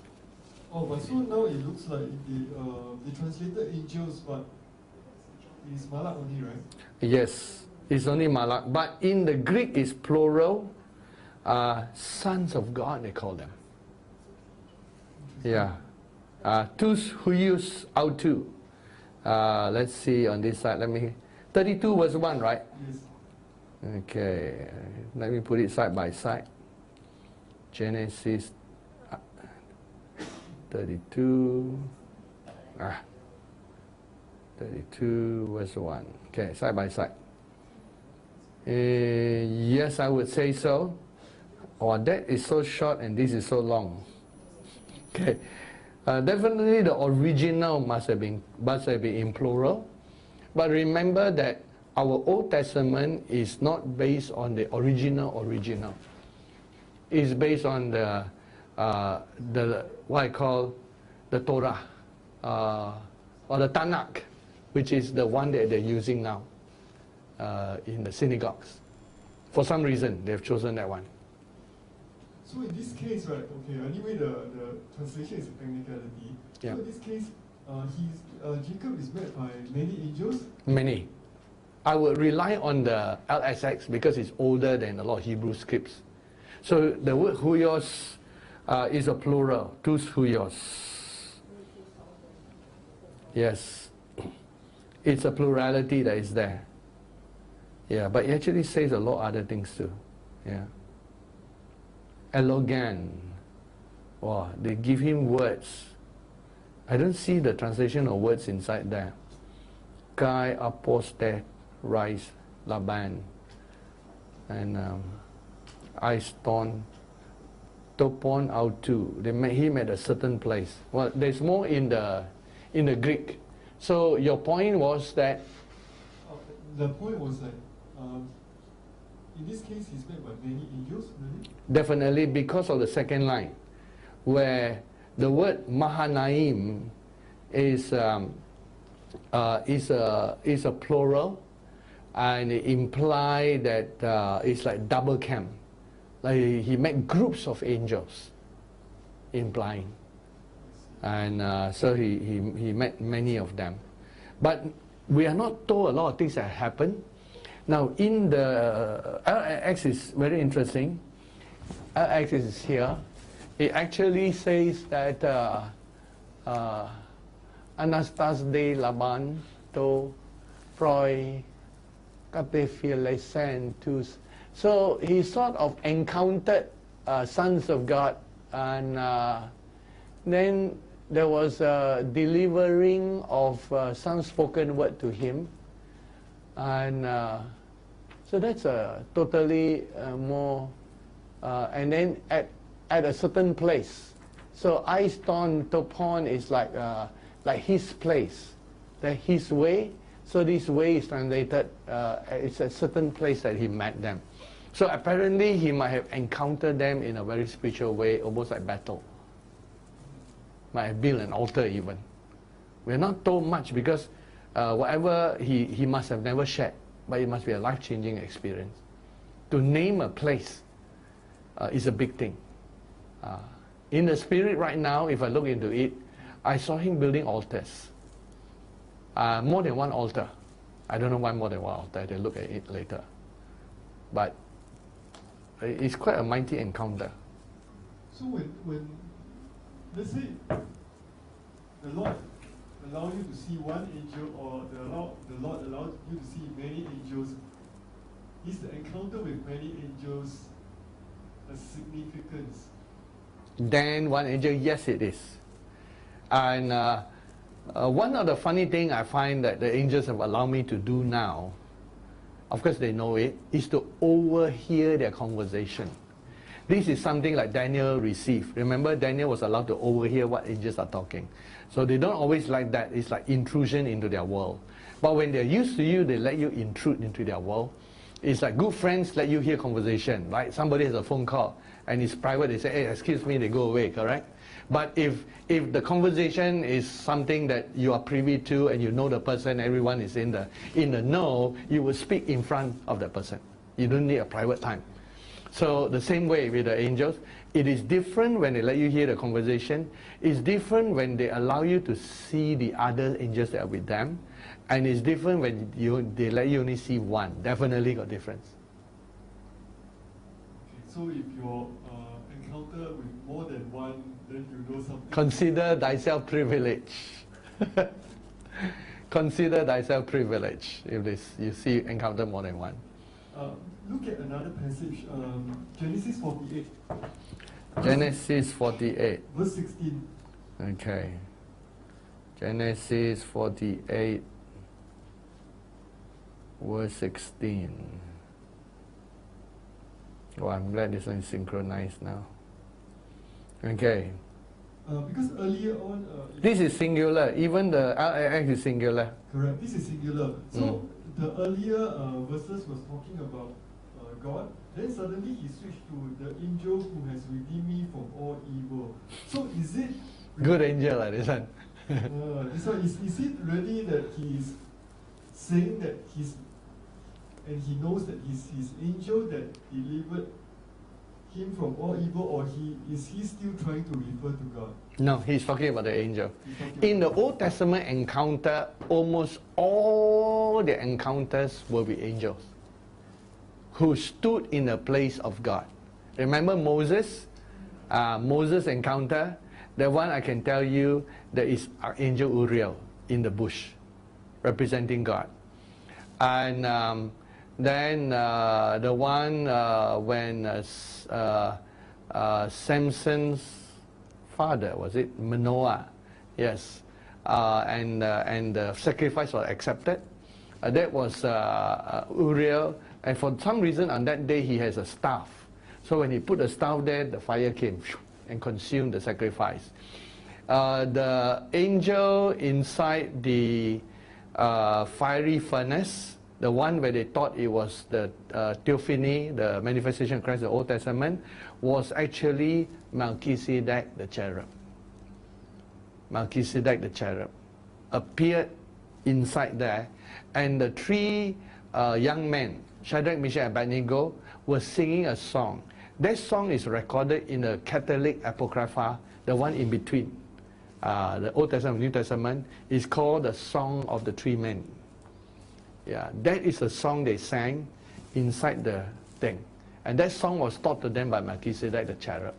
As they and Melchizedek the cherub met with them before they were captured by Babylonian Empire. They were pre-prepared, and so they encountered, and they were sort of given some warning about what is ahead. Whether they knew he was an angel or a man, only they can testify. But he appeared almost like a man, like Melchizedek, the high priest. And he talked to them, prepared them. So by the time they went into the promised land as captured youth, they were prepared to serve God. And as they prepared to serve God, because they were very important to the destiny of Israel and to controlling the empires. And God put them there. And so they dedicated themselves. Of course, this is their own initiative and everything. And then it was Melchizedek who inspired and teach them the song to sing. So as they sang the song inside the fiery furnace of Nebuchadnezzar, the fire could not touch them. They were actually having a mini worship service in the midst of the fiery furnace. It was Melchizedek the cherub. So most of the appearances in the Bible have been angels. Only when Abraham encountered God and Enoch encountered God, God never appeared. Instead, sometimes a light appeared, and there was no form, just a light, like a ray of light shine down, and then the voice would speak out of the light to Abraham, and then the angel would be at attention. It has happened a few times during the first 7 thunders time that he talked of the experience where one day a ray of light came down. I forgot whether it was in Israel or it was here in Singapore. And then Archangel Uriel and all the others knelt down and bowed. But there was no form in the light, it's only a ray of light. And then he instructed the 7 thunders prophet. He says, kneel. And then he says, kneel. And then he kneeled completely, flat, face bowed down. And then, of course, he was itching a bit in his back. And then I just say, be still, don't move, kind of thing. And there was like that quiet moment when the light appeared. So to Abraham, God appeared in like a light sometimes. Other times the angels came. And to Enoch, his first encounter was a light. Then later he encountered the other angel. So if some of you are seeing lights and all that, who knows? God is shining the light to you today. But that light is shining in our heart right now in 2 Corinthians chapter 4. So as far as I see all the Old Testament encounters, it's almost like God could not reveal himself. And he sent his angels in a place of him. At times when he directly spoke to them was a light appeared. And there's appearance in the light. And God's voice spoke through it.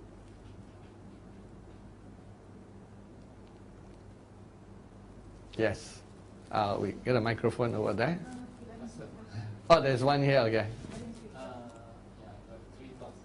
The first one is, can Christian, other than guardian angel, can familiar spirit hang around? Christians with guardian angel, can familiar spirit also hang around? Yeah. Okay. Here's an interesting thing. I tell you what they do. But one time, I was staying in the Clementi, and then was supposed to have a meeting with the Seven Thunders time, the download time that we used to have. And so there was someone there, and they had a big quarrel kind of thing. And it was a very unhappy atmosphere. So as he was coming, he got open vision. He's coming, he said, hey, why all the angels are outside the house? Because there was quarreling inside. And the angels don't like it. So they are around, but they cannot help being around. So they stay a distance. And during the time when November 14, 2012, when the Seven Thunders message was released, after that, atmosphere was the most beautiful ever. And then immediately there was some petty thing between two sisters. And they were shouting, kind of thing. Just as the sound was coming up from the, you remember Golden Mile was from the outside, near the entrance, and then you got to pass the tables before you come inside, where the toilets are outside. So as the sound was coming in, all the angels, and during that time, all the angels in the universe were present, and from the earth all the way to heaven, including Michael and Gabriel, all the big guns I call them, and they were present.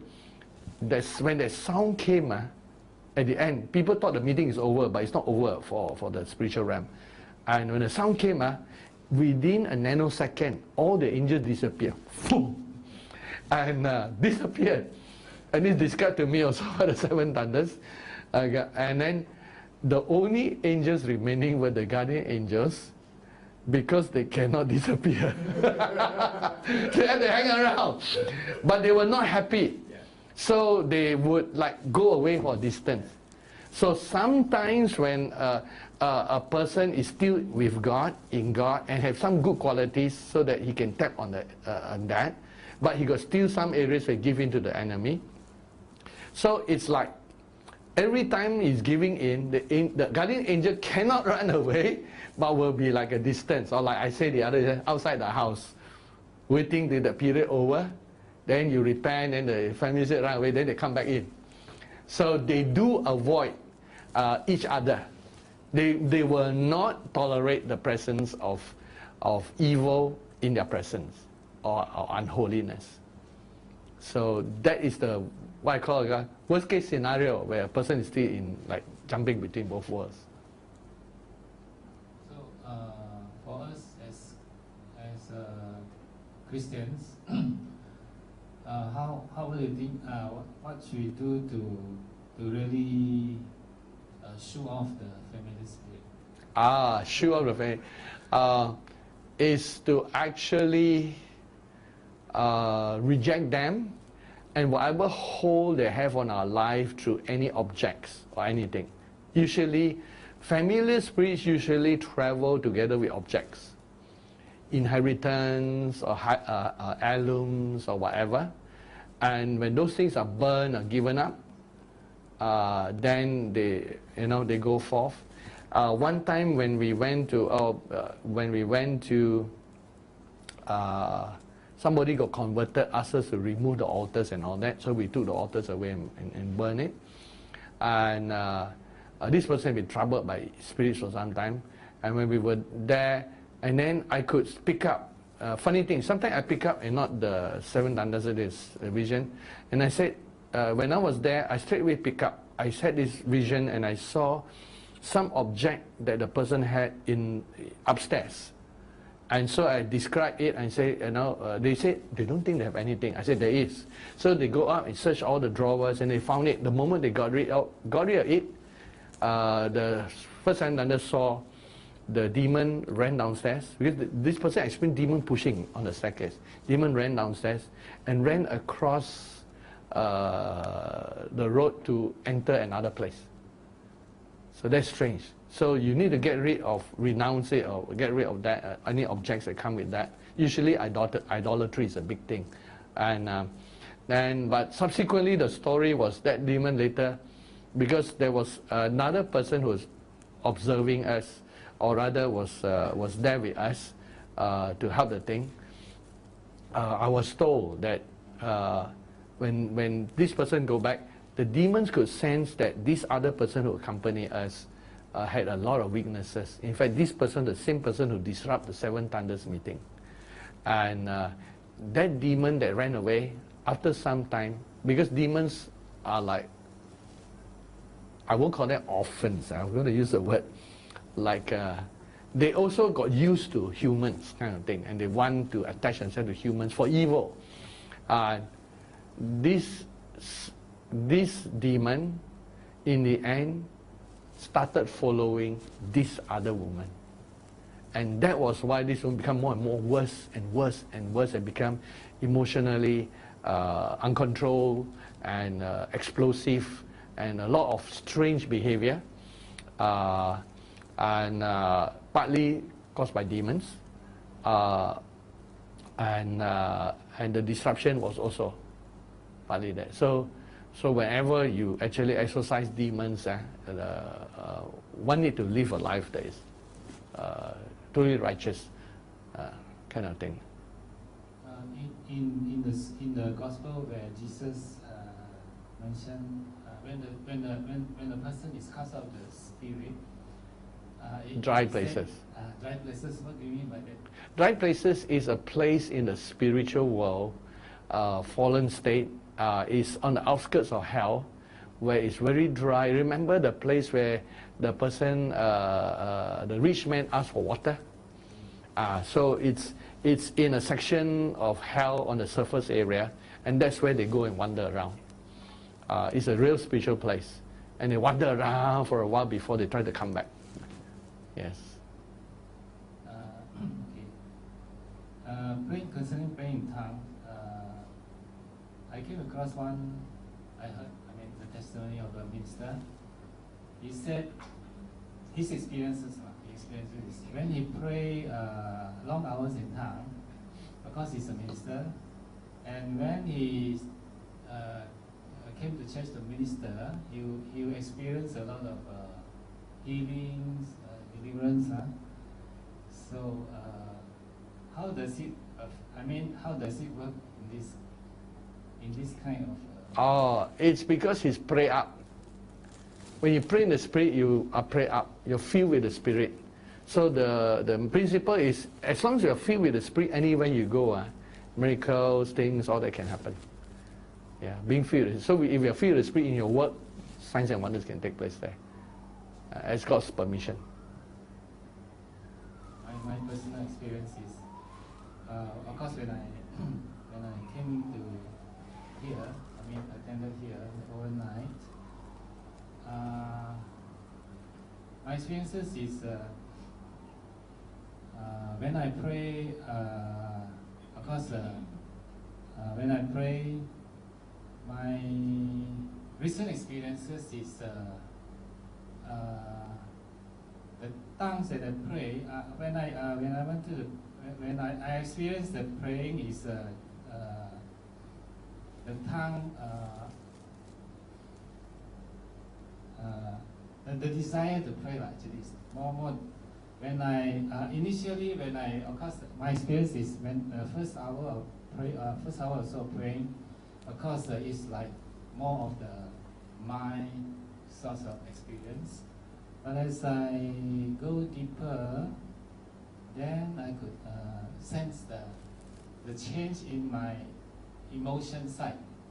So the desire to pray become intense. Yes. So that's my experience. So that's good. So how should I what do you? It's just of course I couldn't really pray long time. Sometimes of course it depends on whether I want to continue to pray, Of course, in the end, I mean, the desire to pray is there if I continue to let the feelings in the desire inside desire to pray, that I can continue to pray. If not, then of course I can stop it. Okay. And as long as your spiritual awareness increases, so it doesn't matter whether you continue to pray or not, after some time you get used to it. And it's like getting used to that sensation of the spiritual world being open to you. Then when it's not so open and natural thing, then that's when you pray. And you maintain the prayer again. Yeah. So the goal of it is to open to your spiritual realm. But there's also another way we can develop where you're praying all the time, inside, in your spirit. Yeah. Yes. Okay, in one of the Australian water meeting, okay, then I went during, of course, the walk I done, and I actually improved my knee, open wound. So at the time when you split out into eagle and all the fallen creature section, so that, and we started praying, and I heard a command, kneel. Wow. Kneel. My knee is injured, open wound, so I'm not going to kneel, especially down there, it's all rough ground. Then I just stood up. Then said, kneel again, So you're not. So I did it and kneel. Yeah. Why is that? Who commanded that, and why do they want me to command me to kneel in that kind of situation, especially when my knee is exposed with open wound? Your angel. Why do the angel command me to kneel? To bring healing to your knee. To make the opposite. Yes, to bring healing to your knee. And it must have been urgent, because if you knelt, you will be healed and it go very fast. If you didn't do, maybe who knows, something else might have been originally, naturally intended. Yeah, okay, I do occasionally receive this command to kneel, but I normally don't kneel. Normally I walk around and I pray. So I don't understand or sit or whatever, I just walk. All the time I pray, I walk. So kneeling is not part of my And that's why probably you get you used to it. It's part of the discipline. Right. Yeah. Okay. Yeah, it's the same. I think Oh, they themselves automatically. when they heard it, whether they Okay. wanted to kneel. I noticed like people like Abraham, I think he's automatic, he always kneels, so whether the rest are commanded to kneel or not, I wouldn't know, but I heard the command to kneel. The first I didn't want to, but the second command came, I knelt. Each one need to obey the Lord in their own way. Yeah, yeah. Most of us have done. Yeah. I remember, because after Malaysia and I had to hold on to each other to stand up. But you all received the command to kneel as well. Yeah, there was a prompting you move on. Okay. There must be something. There's something there. They know where Yeah. everybody has to kneel. Which place was that? Snowy Snowy Mountain. Mountain. Oh, Snowy Mountain. So we were with the eagle. Yes, Snowy Mountain. That was an important thing. Yeah. The Snowy Mountain one had to do with the rapture. Very, very important. But why kneel? What has the kneel? Because there was a special presence of the Lord. There was a special light and presence, like that light that shined on Abraham. Yeah, not everybody saw it, but that one, there was a very, very, very awesome presence. But Yeah. that day, of course, all of us, immediately after a year, we see vision, all the Yes. things like that, all the eagle Yeah. and everything else, the Correct. horse and everything else. Yes. flying around. Because that one is linked to the actual rapture. There was a time link. So when certain events are like back to back, and then when you look at out in the spirit, it's the same event right through. Like for example, when Abraham sacrificed the lamb on the mountain, that event is linked to the temple sacrifice. Although that temple was built much later, many years later, and then the sacrifice is there, but at the moment when he did it, in the spiritual dimension where there's no time, it was linked to the event of the temple. So when that link was created, it was impossible for anyone to prevent the temple from being built during the time space. That means that place is locked. Locked. And the enemy can't go in anymore. So sometimes there are events like that where the place is locked. It's locked to the enemy. But it takes human being to release that. So one day when you're in the future and we are gathered there, and then you look at all the people gathered, you will see a vision of yourself kneeling. Because in a time zone you were in the past, but in a time span you were also present at the rapture. That's why it's a holy event.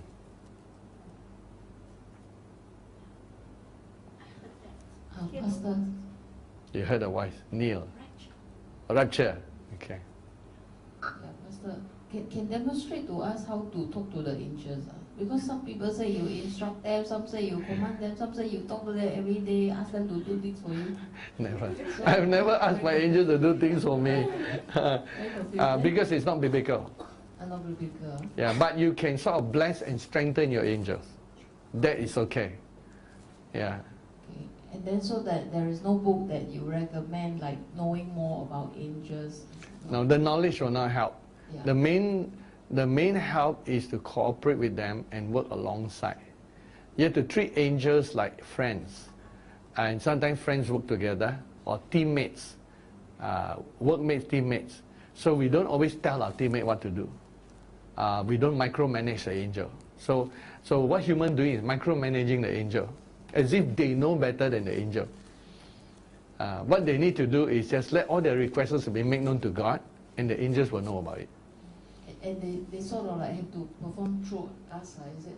Like manifest, is that called manifest or? Something like because they cannot do it in the human way, right? So correct. We sort of like cooperate in this way that they have things to do and they do.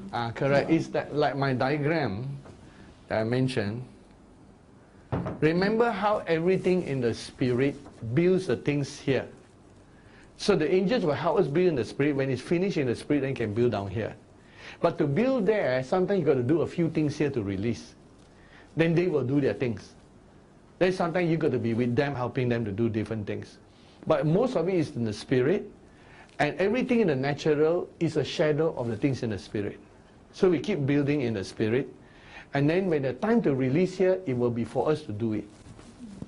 That is why the angel in Ayers Rock have been waiting for us for thousands of years. When we went out in March 2013, and we were looking around for a place to build altar. There was no place to build altar near Ayers Rock or Uluru. So we go a distance to where you all have been, Cathedral, where there were the 7, 8 little mountains kind of thing. And so when we went there, we were surveying. And then we intended, it was the first time we arrived. So we originally intended to build altar, we were going to build the next day. So just surveying. Then when we look, no, it was a good time because it was close to the evening. Everybody is gone. Nobody was there. And so we look at each other and say, hey, we already found a good place. It might be a time to build an altar. So the moment we say, they were waiting for us. The moment we say, let's do it. He could hear all the angels give a shout of victory. They just shouted. And just for a tiny little human being to build a simple altar.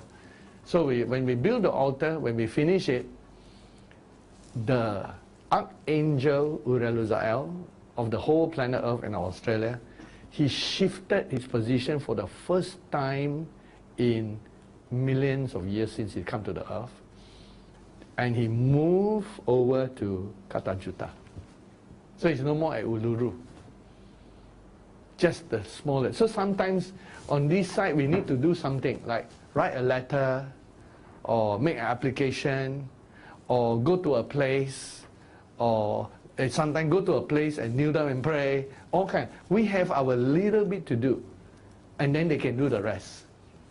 So there is sometimes things for us to do. That's all. By doing that, we really work with them. Yeah. The command is all given instantaneously, like they know our needs. So sometimes I talk to them like friends. I say, hey, remember, these are the things. And then recently I talked to them about some things. I say, hey, these are not good enough, you know. So I say, it has to be something else, something better. And then I could see them go, zoom, they go and do something, work something else. So, like friends, you treat them like friends, and work colleagues.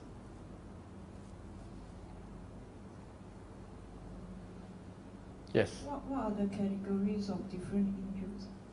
Wow, unlimited. Unlimited. The only thing, there's a book written by Thomas A. Kempis that puts about 7 categories, but his classification not very accurate either, because he didn't include spirit beings. And so as far as I know, there are a lot of categories beyond. Some that don't work on earth one, that when you include them is unlimited. Yeah. But the main one we need to do are those like I mentioned in Ephesians. Principalities, powers, and all those among them. So the Yes. angels' names are revealed to us. Are they guiding angels or specialized angels that we have to work together with them? Guardian angels. Guiding angels. Yes. And when you have more than one, then it's the ministry angels and the other angels that quicken the gift. So which one will I know? Like for example, I have 2. So which one is the guiding angels? How to know? For you to discover. Okay, for you to discover. Can I ask a question? Yes. Okay. Thunder Bay, we built an altar there.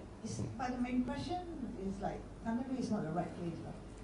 Thunder Bay was specially chosen. So it is correct place to build. Yes.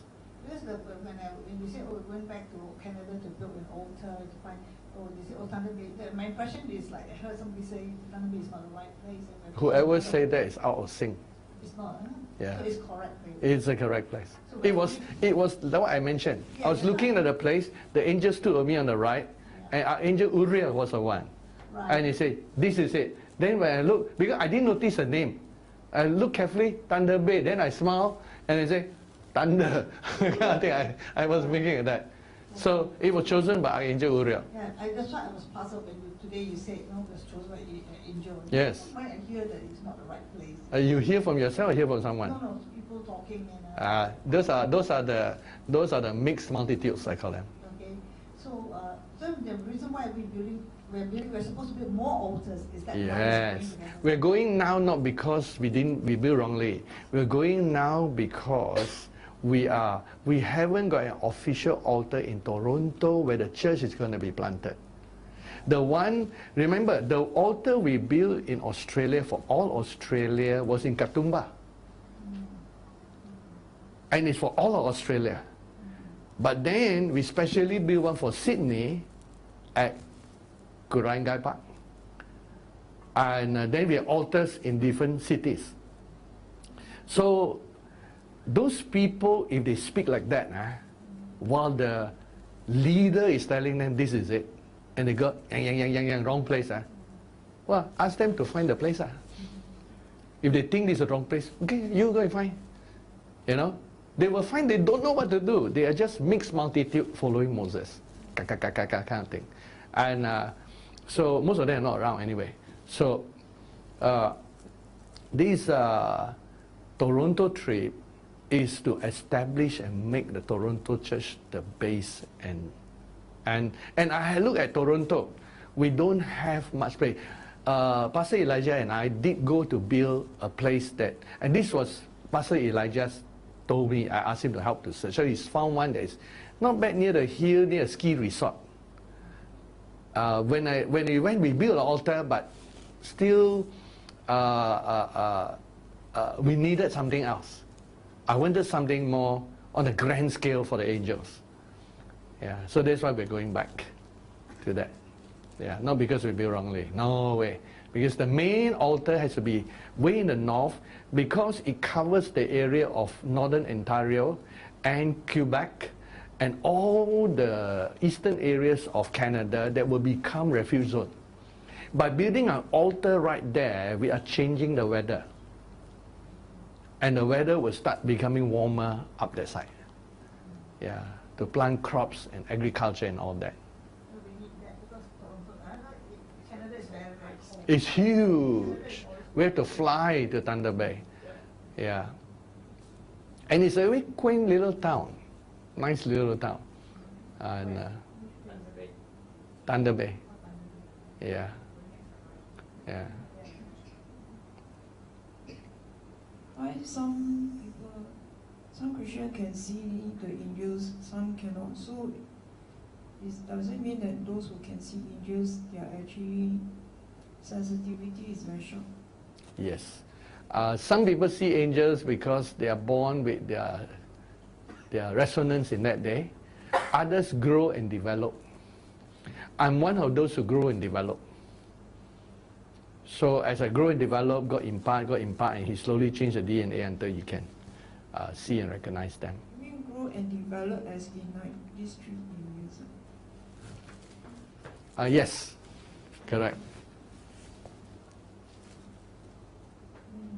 Then another one is, are they always in worship, like worship God in heaven? Then after that they are assigned differently as their different assignment? Yes, they are always worshipping all the time. And there are some that traverse between heaven and here. There are some that remain on the earth. Like the children he mentioned whose angels behold the face of the Father in heaven. Those are angels specially in charge of children. And when they finish the assignment, they go back to heaven. So that means different categories of angels, they have different assignments. Correct. They're very specialized.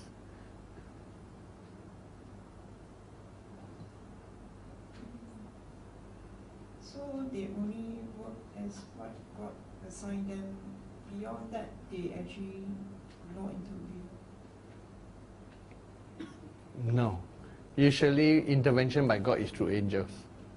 And if you read Gospel of Matthew chapter 13, it says that it is the angels who were assigned to separate the tares from the wheat. So some jobs are actually given to angels. And they're the one who work it out.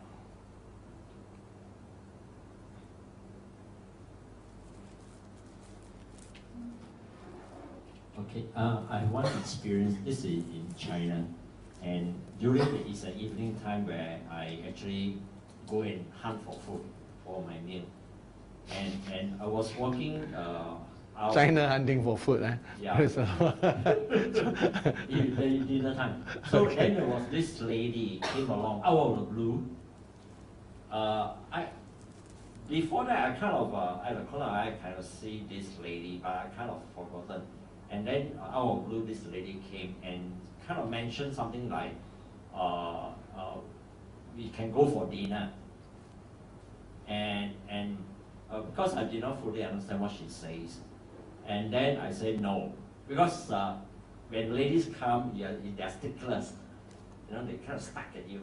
So I kind of said no, forget it, no, you know, and she was very persistent, and then this thought came to me and says that it could be angels in a form of human. I put a word, okay? So then this word comes in, they said, okay, could I be entertaining an angel? So I was walking away and she was still following, but this thought already, you know me. Then I saw a hawker store, roadside hawker store, and it says, okay, I walk towards the hawker store and I buy the local food called a wrap. It's a wrap, like a naan in a wrap with all kinds of stuff. So I went there and said, okay, I buy you your dinner. So and I told the lady, I said, how much is that? And she was standing beside me. Then I told the lady, I pay you first. So the lady gave me, say, okay, this amount. and I just take the money and pay her. And then after that, because she said she was very hungry or whatever, so she just stay there. And this is how I kind of shoot her off. Okay. And I just walk away as fast as possible. Okay. But she wait for her ride. Oh, okay. Yeah. It's a good deed that you have done. If it's not an angel, you have done something that God recorded. If it was an angel, then you would have done what you could. So it's always, on both sides, you still win. Yeah. So that means only those who are sensitive to the presence of angels, they can talk directly to the angels. How about those who cannot talk directly to angels?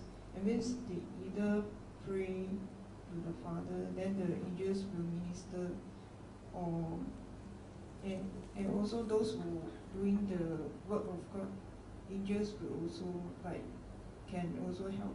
Definitely. If those who cannot hear the angels, it's a monologue. Because they can talk to the angel, angel can hear them, but they cannot hear the angel. So it's still not too bad.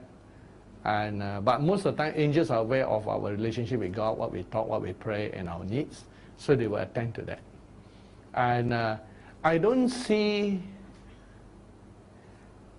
what I call an unfair advantage for those who can relate to the angel.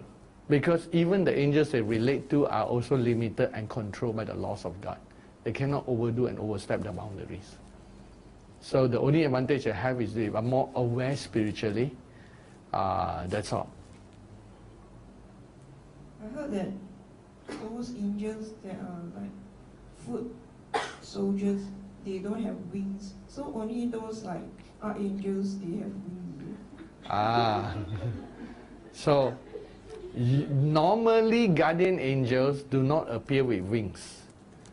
And then I think in the past I came to the conclusion that not all the angels have wings, and but when I went to heaven, it was a different scenario. It looks like angels can sort of temporarily take off their wings. That's an amazing thing I never seen before. You know, angel can take off wings. So it's not like the wings disappear into their shoulder blade, but they literally can take off their wings kind of thing. And in the spirit, it's like you can attach it. For us, when we grow to a certain level spiritually, if you like wings, wings can be attached to you. So humans also might have wings just to enjoy the area of wings, and then when you get tired, you can remove, kind of thing. But but then there are official wings like the cherubim and all that, where the wings are used for protection or the glory of God channeling. So it is more like a useful wings. And if you look at it, the wings are actually redundant because we don't need wings to fly. You can travel in the spirit. So then you ask, if it's redundant, what's the use of wings? Because it's not like the wings in our natural world that actually used for flying. Because you don't need wings to fly in heaven. So if wings are redundant, why the need of wings? They have another thing. Wings are also like crowns. See, we have crowns, remember? And some of us got more than one crown. Say, how do you wear more than one crown? They float above you, one after the other. So, angels, some of their like blessings are wings. And so that's why the more wings they have and demonstrate, the more power. So it's also, number one, used for status. Number two, to distinguish status. Number two, to use for channeling glory, depending on what level they are. So technically, they're not necessary for flying.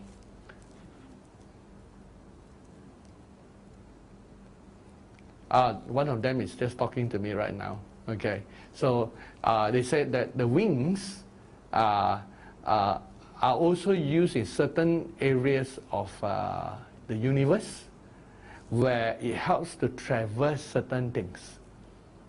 Thanks. Okay, there you go. Communication. Okay. There are parts of the universe where the normal traveling is different, and so it's like, because we look at just space, but in some parts it's time, space, and dimension. So the wings help them maneuver through those areas.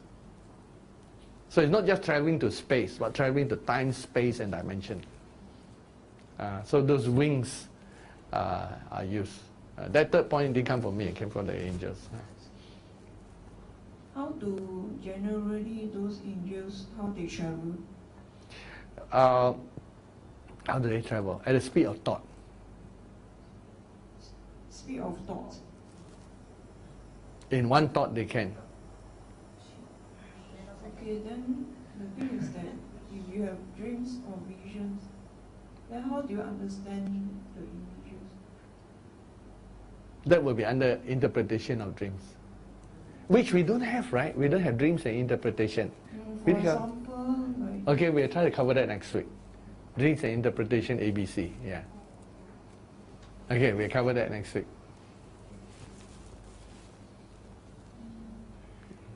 Are there signs of angels, whether they are with you? Or not with you, Or can you feel? No. If, like those who can't see the angels. Can they feel it? Sometimes they can, but they don't always feel it. I don't know, sometimes I can hear some kind of sound around my ear and... Possibly. You might be hearing a realm of the spirit. Ticklish, slightly ticklish feeling.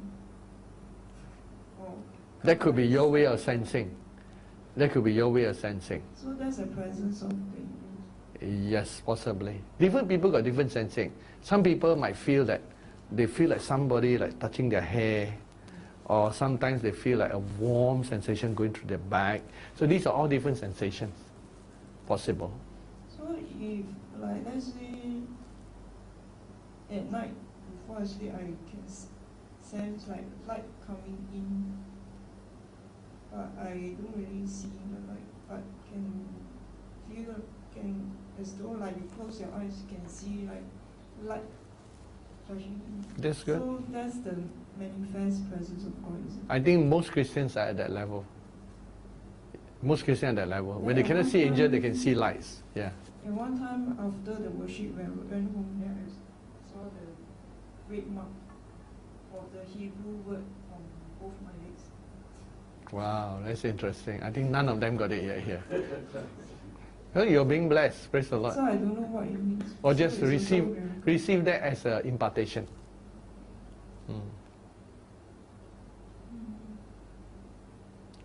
Just now you say the language of angels, so it can be one or it can be... The angels got many, many angels, and it depends on which section of the universe they came from. Heavenly language is like praying in the spirit, praying in tongues. Oh, but their language is a language. That means God knows all language. So what about angels? Angels, they got different language. When the 30 archangels came in August 2012 to Madaba to visit, some of their languages are almost unpronounceable from the human tongue. Like we use our tongue and our lips and our teeth to make sounds. For us to imitate their sound, it will be like using your throat. So their language sounds like kind of thing. It's cannot pronounce. The different language. So there are many, many types of languages, which is why I wouldn't be surprised if somebody pray in tongue in a very odd way. I wouldn't look down on anybody, because I've heard the strangest kinds of tongues or angels and all that. So sometimes you think the person is mad when they pray in tongue. I would not, as long as he's having a good time in the Lord, I won't judge a person. Yes. The Mongolian can sing using their throat. Oh, that's amazing. I didn't know about that. Yeah. Okay, last few questions, then we continue. Yeah. Pastor, concerning Australia, this same-sex marriage, will it affect the works in Australia? It will affect the whole world. In fact, it will be what everyone will have to face. And so there will be no country in the world that can hang up. Even if Singapore hang up, 2029 I'm also gone. So it is part of what God allow on the earth. It's allowed on the earth. So, but it will not affect the spiritual side, because spiritual side will still continue. Okay, last final question. Like just now, someone asked differentiate between Holy Spirit and angels, so you can differentiate. Yes, I can differentiate the voice. The voice. Yes, which is like a thought. Thought also. Mm. But you can't see them. Holy Spirit has never been in any form, kind of thing. Holy Spirit is a person, so. Yeah, but it's a person that is spread throughout the universe. So the Holy Spirit, within you can. You can feel. You can feel. But you don't always see the Holy Spirit as a person. The Holy Spirit has never appeared as a person, although some people claim to have seen the Holy Spirit as a person. Mostly it's like here from inside or your thoughts? For the Holy Spirit, it's still from the inside. Okay. But it's stronger and more authoritative. Angels tend to be more on the outside, but resonance on the inside. Resonance on the inside. Yeah, that means when the angels speak and it's from God, some part of you recognize it. So it resonates. What about personalities, characters, gifting of angels? Each one got their own personality. And I've seen left-handed angels also, and right-handed. Angels do not have gender, but they can look feminine or masculine. Like Jesus said, angels neither marry nor are given in marriage. So, but they each have their own personality because they're all created by God individually.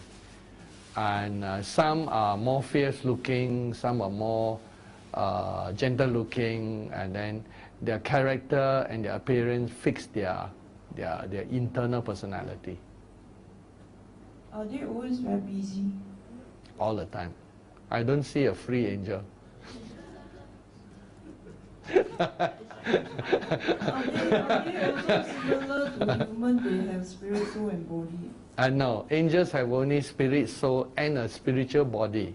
They don't have a natural body. So they do not know what humans are like. I think that's all. Thank you. The question will be wait until next week. Interpretation. Okay, we wait for next week. Got part 2 next week. All right, so let's all rise together and let's worship our God. Father, we thank you for your grace, your mercy. Establish your word upon each one. Strengthen the angels that work among us. And we ask, Lord, that you establish your kingdom on earth. And as we humans grow to take the place of the work that these angels have done on assignment on behalf of humanity, we ask, our God, that all the angels be greatly rewarded and blessed for the work that they have done for the human race. Thank you, Father God, for your grace and mercy. Bless the angels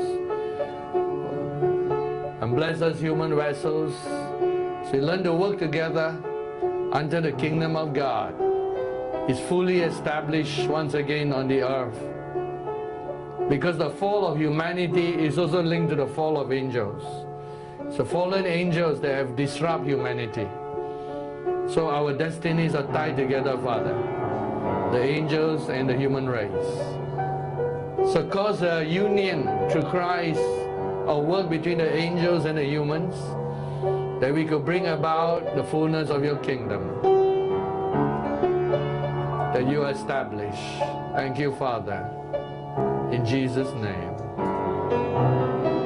Amen. Hallelujah. Give Jesus a good clap offering. God bless you.